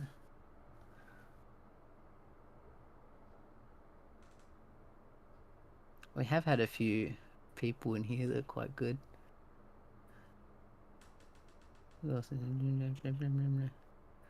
Yeah, thanks everyone for coming. Having a good time. We're getting pretty good. Yeah, seems like people. I'm honestly surprised the amount of views, especially because it's quite late for anyone that's not like Australian. I imagine it's quite late in the evening. Uh, day job pop up with restaurant with Rico Burger. Blah, blah, blah, blah, blah, blah, blah, blah, blah. I think the work sitcom angle does make it like a show that can get a lot of episodes like The Office and such. I think so as well. I think there's a lot of that's my appeal for it, is that I see it as a Michael Schur. It's not even as much an animated show as it is just like, it's like a mockumentary style Parks and Rec Office, and it's got the good ensemble of characters. It's got some heart in there. So hopefully it does well. We'll have to see. You never know. You got to let fate decide. There's been shorts that have gotten like 30,000 views. There's some that have gotten like millions of views. So you never fucking know.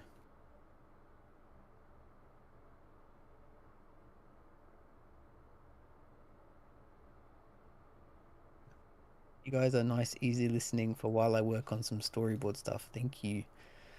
I hope whatever you're working on comes out good. Do you think Rico would be like The Rock and be like, I play no video games beside Donkey Kong? I think he would. I don't think he plays video games. It'd be something like that. Labella is the thing in between the eyes. It goes back to the Fucking hell.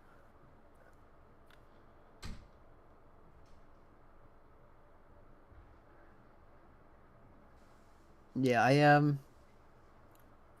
it's yeah. I think the episode will do well. I think I'm hoping. I'd like it to do better than like Monkey Gee, that was Wrench. a loud door. It'd be nice to get it at least in the millions. It'd be nice. Hello. Hello. So I wanted to say as well, I'm probably going to be streaming a lot more, streaming animation. Maybe once a week or something. But yeah, there'll be more streams. And I don't know if Tobias is still here, but yeah. Looks like you're still here. But yeah, Tobias, come on the next stream. And yeah, it'd be cool for you to meet Tobias, Leo. I don't know if he's still here. If I met Tobias. No, you haven't. But yeah, Let's see. and Drew as well. I don't think Drew is here right now. But yeah, next stream will be Tobias, and well, if he wants, I don't know. And also, we're gonna do some streams with Apple Toast as well, who's the art director. Oh yeah, that'd be sick. So yeah, did you talk about anything while I was away? Not much. But someone made a Cam Wing said and something I like. Bring some insight. I have a couple 20-30 minute videos over 1 million views. It's about 5k USD in ad revenue per million from my experience.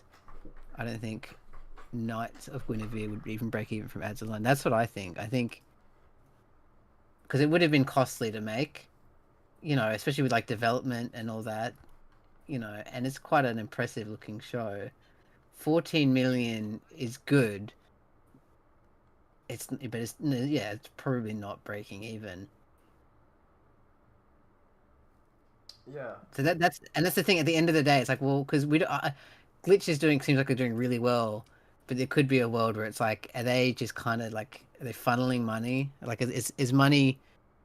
Yeah, because these are big investments you've got to make. Like, we're going to spend a lot of money, and hope for this show does really well. Like Digital Circus they're very fortunate because I'm sure that's probably helping them generate a lot of income so they can invest capital, you know, put capital into new shows. But all of these shows eventually they have to be self-sustainable in some way. You can't unless People the usually creators do or this whatever with want to night. go out of their way to, you know, get the money themselves, if that makes sense. Well, I don't know. Like, Glitch is certainly very profitable. So, But is it that? Because animation's so fucking expensive. Like, it is. It's not that fucking expensive. Yeah, well, that's the thing. It's probably a fraction of the cost compared to non-indie, because there's a lot less people, Well, you yeah. know, putting their Animation's hands not that in the till. expensive. Animation just has a bunch of bloat. It's like full of But bullshit. I'm still thinking that like something like Knights of Guinevere would have been expensive. Yes, it would have been Like- expensive, but like the reputation animation has for being really expensive is mostly bloat. Like, Yeah, I'm not saying it's not like The Simpsons. Like this cost $1 million. Well, you know, Simpsons episodes do cost $1 million, but they shouldn't. There's no reason for that. Like indie animation, that- I mean, Hollywood animation is completely unsustainable, and there's no reason why it should cost that much, and it's dying, and that's not a surprise that it's dying. And indie animation is probably thriving, so that's not a coincidence either. Like indie animation is thriving because it's been cutting needless costs. Yeah, but it's also like even if Knights of Guinevere cost 50 grand to make, has the ad revenue from that? Have they generated 50 grand of ad revenue?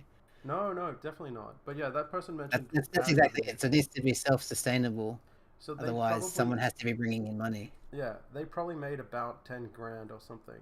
Or like, as in the episode 1 through its life will probably make like 10 grand off ad revenue. But then they also sold plushies, which was ironic given the subject matter. But anyway, That is kind of funny. but yeah, the plushies are what sustains it, and that's the point as well. And in my case, it's like literally day job is sustainable forever now, as long as my patron numbers stay roughly the same. Although, like, once I start getting older, I'm gonna want a bit more. So if the patron numbers grow steadily over the next like 5 years, I'm just gonna keep making Day Job pretty much forever. So Yeah, that's also a matter of how much, because the other factor is how many you want to make.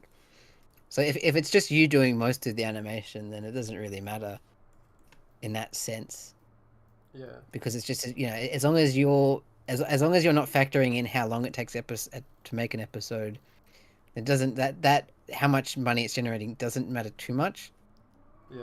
The thing is though, like But if in you're terms like, of I want to make this many episodes a year, then it can be, and you can't do that all yourself, then that's when it can be more difficult. yeah. Yeah, well, fact is, like, I don't really talk about this, but the fact is, I just go and do freelance jobs, or I work on my business, my production business, and then I just take all of my revenue and I put it into Day Job. And I'll just probably keep doing that indefinitely as well. Which is also, that's sustainable. I wonder how many other indies do that. Well, that's probably for like Zero definitely does that. Mm, yeah. Like Sublo and Tangy Mustard would definitely do. They Yeah, wouldn't make fucking yeah. anything, What the fuck? unfortunately. I hate when you lose the object in the drawing layer on Toon Boom. Obviously, like I think like when shows first get started out, like especially the glitch shows, I'm sure there's a lot of capital put in, not just through, you know, the production, but like the people making it. So like I have this much money. Or yeah, that's called in-kind work. Like in-kind work is where you work for free, and then you work out how much value your work is contributing, and then you put a number on it. But it's also like I don't know, because that's the thing with with glitches. Like, do they like how does that work? I wonder what's like how they would function in terms of like, do they have any expectation of like when to get something out, Yeah, good or question. do they just get it done when it's done? It'll be out when it's out.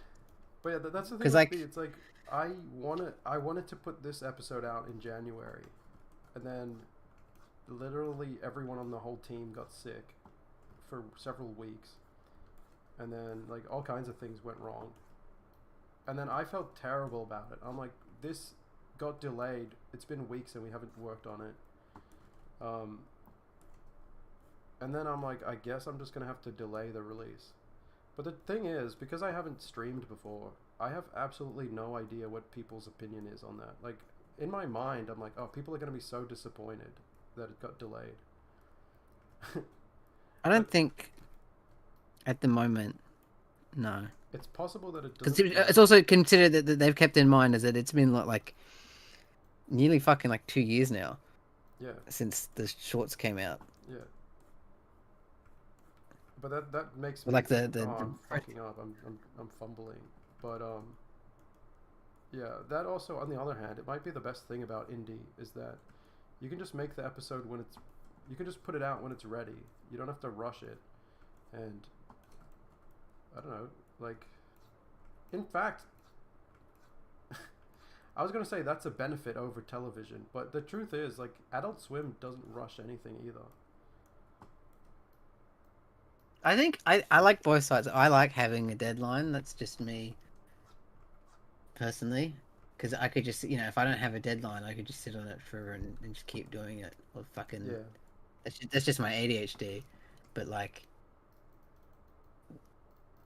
I think as well also, so it's good to get a little bit of a fire up your ass to be like, all right, get this out. And it's also, I think there's a thing is like, well, you want to keep it relevant to an extent. You don't want to be like, oh, this one comes out like you're making an episode like every 1.5 years. Yeah. Because then I don't think people are gonna, you know, they're gonna forget about it Yeah. every Yeah. like year and a half or whatever. Well, Day Job is definitely like in an incubation stage. It's like it's being incubated, it's being kept alive, but the Well, that's hope the is the hope is that when Yeah. this episode comes out, it hits the ground running, and then it's supposed to continue in like at a better pace. Yeah, that was my head. Was that you've been training, Yeah, it's the training arc. been musing, and powering up for like 2 years now to to really get the ideas and the style and all that down. And it seems like once you seem like you have been going quite fast since you've actually started production itself. I guess. I don't know. It's weird for me because I moved, and because I moved, I had to stop animating for a little while, and I didn't have internet for like, I think it was like 2 weeks. I didn't have internet, so it slowed me down. So it's more just like I didn't have an eye on how the episode was going, but there's like people working on it. Someone glitches employees are on a salary. I think a lot of animators are paid by the completed shot. I know a couple of people that work there. I'd ask them, but they're probably I think it's probably is just based on like you do this shot and it costs this much. Yeah. So when you worked on Hell of a Boss, like is That was the same. It was based on how many seconds. Yeah, did you get paid for how many seconds of animation you did, and you get assigned a shot. Yeah. Which like that's a fine way to do it. I think it works well because then it's consistent. You know how much an episode's going to cost. That's how they do it. Yeah, that's the best thing about it. Your budget's not going to go over budget.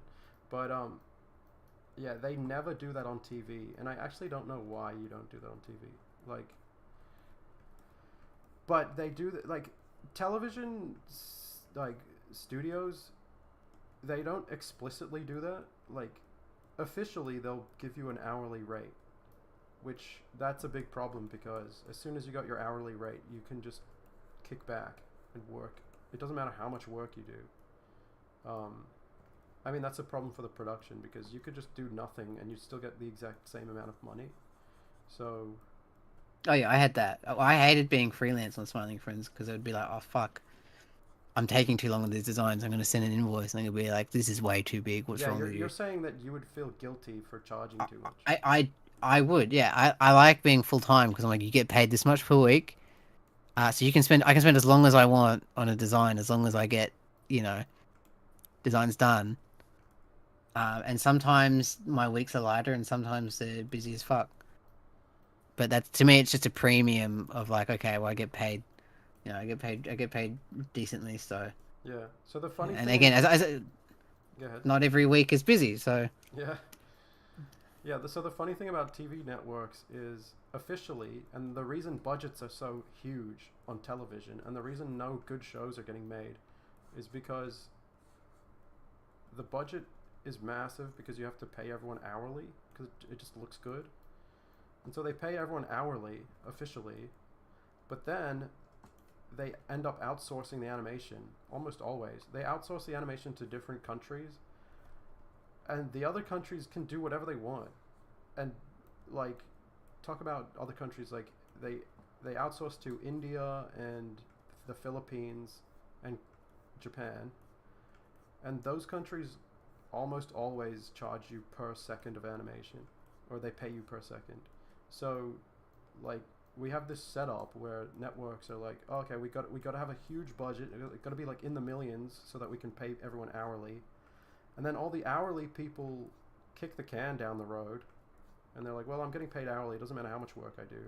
And then the result is the budget, it goes over budget, and then they have to outsource it to a other country. And then the other countries pay you per second. So it's like, what was the point of that?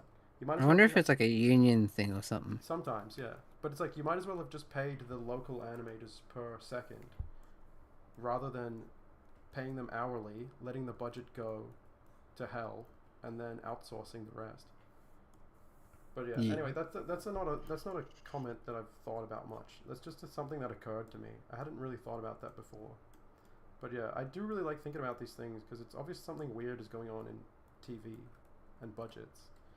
And people do make a good point. Is that yeah, sometimes like Invincible, where just everything looks like shit, it's a downgrade. I think that's a part of it. Like, well, that's also if you're not paying enough money per second of animation, you might get people that rush it and be like, well, here's my final product and it looks bad.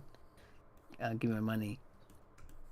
Or like because there's also like deadlines. So like, well, we have to get this out. I don't have time to like revise this. Yeah.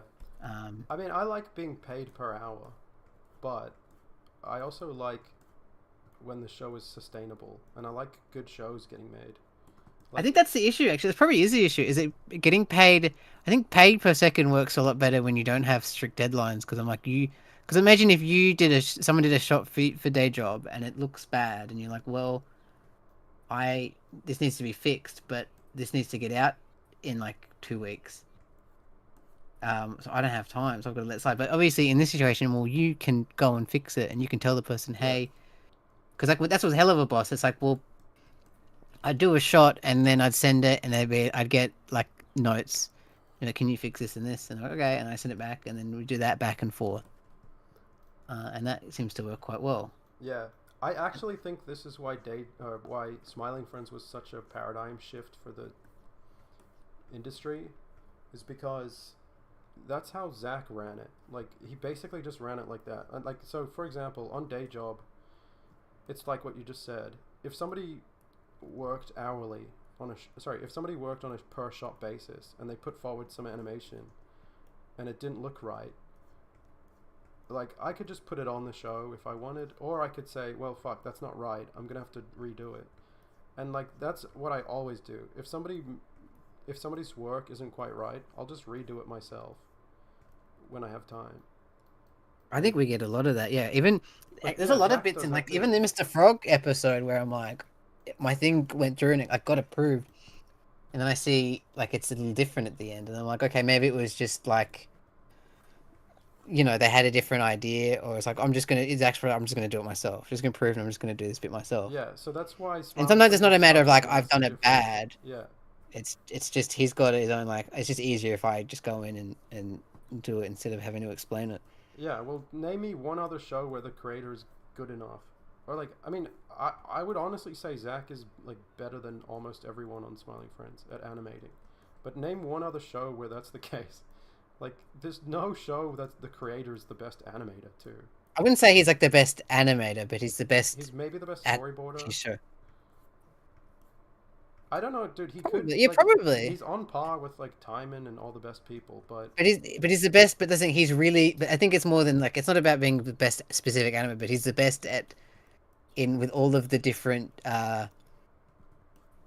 areas, disciplines. Well, you're not going to be animated. So the thing, you can be a good animator, but you could be a bad storyboarder or a bad designer or whatever. But he's the best can do all those. Well, yeah, it's exactly, which is what you want to be for the creator. The creator should be the best all-rounder. Yeah. Well, and also the fact that he jumps in and actually does the tasks. It's like, that is such a huge difference. And the fact that most shows don't have that, and then Smiling Friends does, it puts Smiling Friends it sets it apart so much. But it also makes a big impact to the budget and the industry and everything. So, like, yeah, I was always hoping that Smiling Friends would make a big impact in that way. I definitely think, they were lucky with Adult Swim, because I'm sure a lot of other places would be like, no, you have to get this out. Too many delays. Imagine that. Imagine an animated show being made by someone who can animate. That's crazy. It's pretty funny, because it's so rare. Because I feel like I'd be curious about, because like, because that's the thing. All of the best, even like sitcoms, no one ever did it all. Matt and Trey, like, they did everything, but it didn't take long for them to hand off the visuals and to be like, you can do that. And at the end of the day, they just wanted something funny, and then someone else can make it look right. And like with like The Simpsons, like Matt is like, well, he's Matt Groening's like, he'd be his hands in design and like a lot of the voice, but he's not really a writer. Like, he's not making the stories, and he's not he wouldn't be a good storyboard artist or animator. Yeah. So, like, there's barely any shows like that. I think Ren and Stimpy. I mean, if Tobias is here, Ren and Stimpy, I think that's the reason why Ren and Stimpy was called a groundbreaking show. Is because it's basically that. It's like, oh, it's a cartoon made by a person who can make cartoons, rather than like Hanna-Barbera and all of the crap that was made before. And then we went straight back into that. It's like, well, we got Matt Groening again, we got like Seth MacFarlane, we got people who can't do it themselves show running again.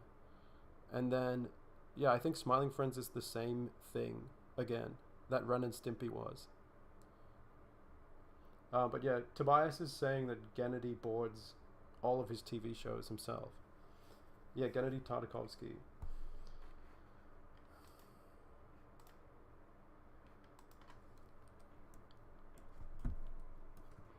Phew. Anyway, I think we promised to talk about Knights of Guinevere. Did you watch that?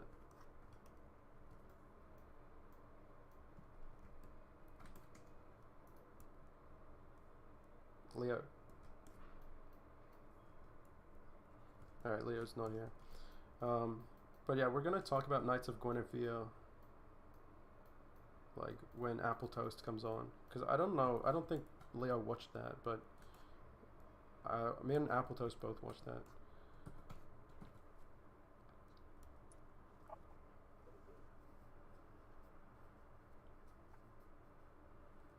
Yeah, what's the time in America now? Like, anybody who stayed Probably up like to watch 12. this is like, sorry. Yeah, so yeah, going forward with streams, I'm probably gonna stream on weeknights, and it'll be like mostly because the audience is mostly American, so it'll have American audiences in mind, and it'll probably be earlier, like it'll be like 5 or 6 p.m. on weeknights. Yeah, I'd say do it a little earlier. Yeah, so if you I'm surprised as to how many people came on for how late it is. I guess, what's the time in America? It's midnight or something. Midnight it's Central Time. Pacific Time is about 9:30.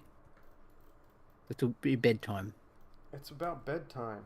Alright, well, we'll wrap up in a few minutes. Okay, for the rest of the stream, I'll just look at the chat. I hate this, like, infinity screen. What the fuck did I just do?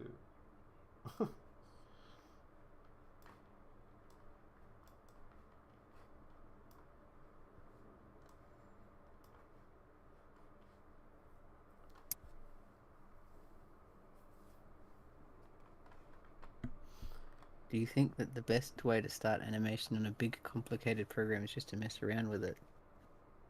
Yeah, I think it's good to have a goal, too. You should make, like, a 1 minute... Sorry, not 1 minute. You should make, like, a 10-second cartoon or something. Yeah. I mean, with, like, Flash, I just kind of learnt it.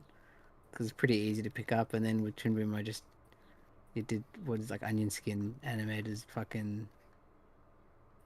You know, here's how to do Toon Boom from Flash.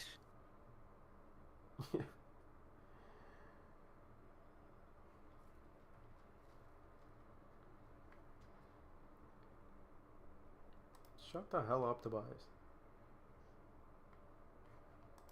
Yeah, when Rowley winks, he does blink because When I he wink, only has one eye. When I wink, I blink. How would he wink? I'll draw it. It's not that hard. It's the same as Sonic. If anyone's wondering why everybody has one eye, actually, I don't really know why I do that. Like, I think it's because I played Sonic when I was 24, and I was like, holy shit, this is amazing. What Sonic did you play that was so amazing at 24? Yeah, because like my whole life I was like Game Grumps pilled, and I thought that Sonic sucked ass. But see, but that was the whole thing. The people never got that. People never got that. Like, it's this. Aaron always said that the games sucked, but he always said that Sonic is one of the best designed characters of all time. right. Because despite how shit the games could get, people still love Sonic. So and that's 100% true. When did Aaron start hating on Sonic though? I think I think he's always kept it. I think he's kind of leaned into it as like he did Sonic 06 and then it was Sonic Boom. I'm pretty sure he only started disliking it with Sonic 06. I don't think he ever but he's always liked Sonic the character. I don't think he's ever really liked the games. Yeah, well, what I think, and I actually saw people talking about this on Twitter today. Somebody was like, it's kind of hard to explain, but somebody was basically denying that Somebody said that Sonic was always bad, and then somebody else was like, no, Sonic 06 was the first bad Sonic game, and that's why it was That's so not shocking. true at all. You don't think? Well, what, like, okay, there's like subpar Sonic games, but they're not Yeah, there's been bad. like forgettable ones. I don't think Sonic 1's even that good to it. I think Yeah, Sonic the first is one's never pretty as bad. good. I think there's more.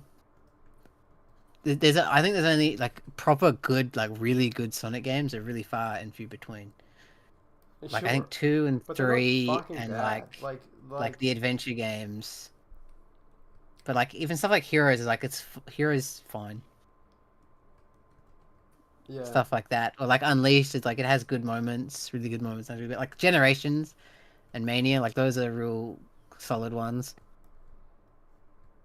Never Mario just fucking kills it though. Oh, I Mario. didn't actually say. Sorry, anyone was waiting. I was playing Sonic Mania when I was 24, and I was like, this is insane. But That makes more sense, yeah. yeah, because that's when it came out. But yeah, that's when Switch came out. Basically, like in 2018, like Switch was only a year old, and I was like, this is the coolest piece of hardware ever. And I was like, I just want to buy every Switch game. So I just started buying everything, and I started playing shit that I wouldn't normally play. And yeah, I played heaps of Mega Man and Sonic, Yeah, and that's Mega kind Man's of when cool. my art style changed. That's kind of when I started doing this art style, because I was like, Yeah, I guess it's true. Your new like yeah, the new Deja Song it does have that kind of Mega Man, like that yeah, classic Mega Man. yeah, which is weird because like I was already like 24, so my art style had been like solidly defined by Simpsons for my whole life, and then when I was 24 years old, I discovered Mega Man and Sonic, and then I just changed my art style.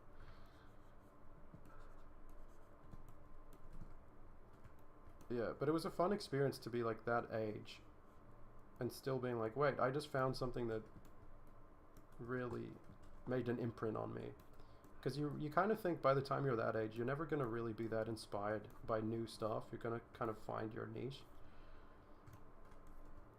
I think you do think that, but I've definitely had things at my age now that have like shaped, what I'd want to do, Yeah, yeah. which is good. That means it's good that you're actually growing It's a really good and thing. you're You not just just don't think that for some reason. Like, for some reason, you think it's kind of, you're wrapped by the time you're 20. yeah. But I think I think I'm always gonna love like The Simpsons and South Park and all that, but you gotta, I gotta have something else in the tank. So I What's think the, we've had a lot of shows already like that. That what's are the just most like this recent is. thing? I guess Smiling Friends, right? Oh well, that doesn't. I mean, even that's like a few. Like I don't think Smiling Friends itself because I already was heavily influenced by Zach and Michael Yeah, that's not new. Yeah. prior to that. Um, like Barry, I love Barry. What the hell Um, is Barry? it's the fucking Bill Hader show where he's like a hitman. He wants to be an actor. Oh, that's cool. This person says the older they get, the more things inspire them. But it's also I feel like you probably get this as well. Where there's like there's like a million different things that inspire. Like I want to make the show. I could make it like this. I can make it like that. Like any new show, like I watch, I'd be like, oh, I want to do something like that. I want to bring that in. But like, is this like too many things? Oh, there's Talk Cuckoo. Hey man, let's read his comment. Yeah, I always dismissed Sonic because the stuff I'd see from the newer games, it was boring.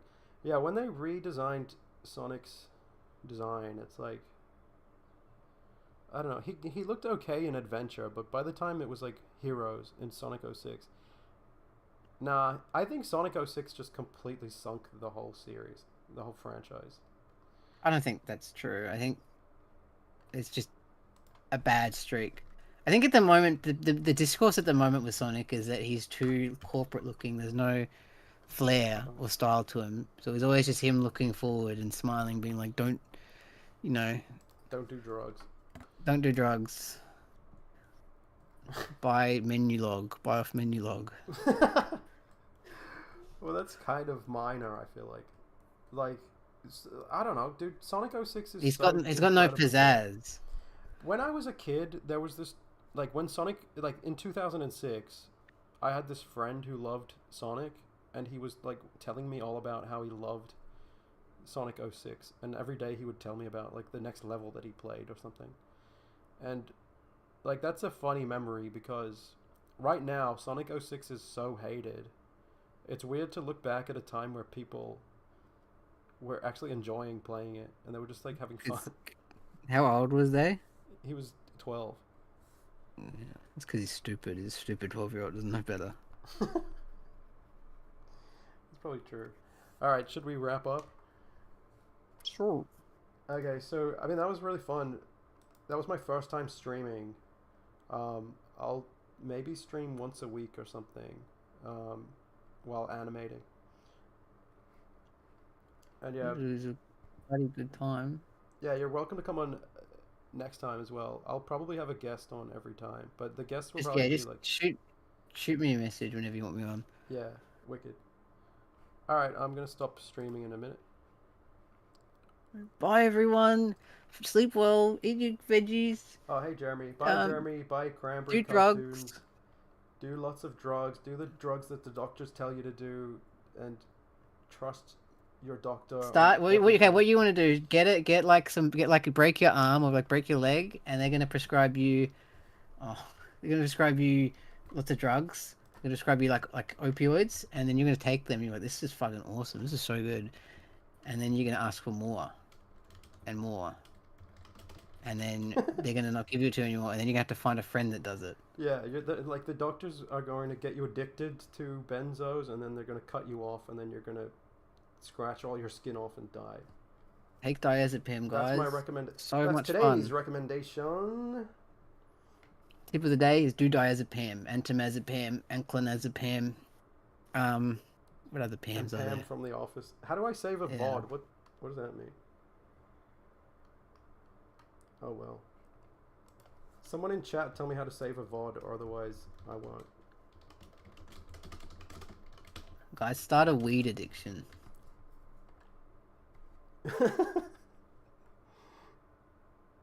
Okay, fuck you. Bye bye.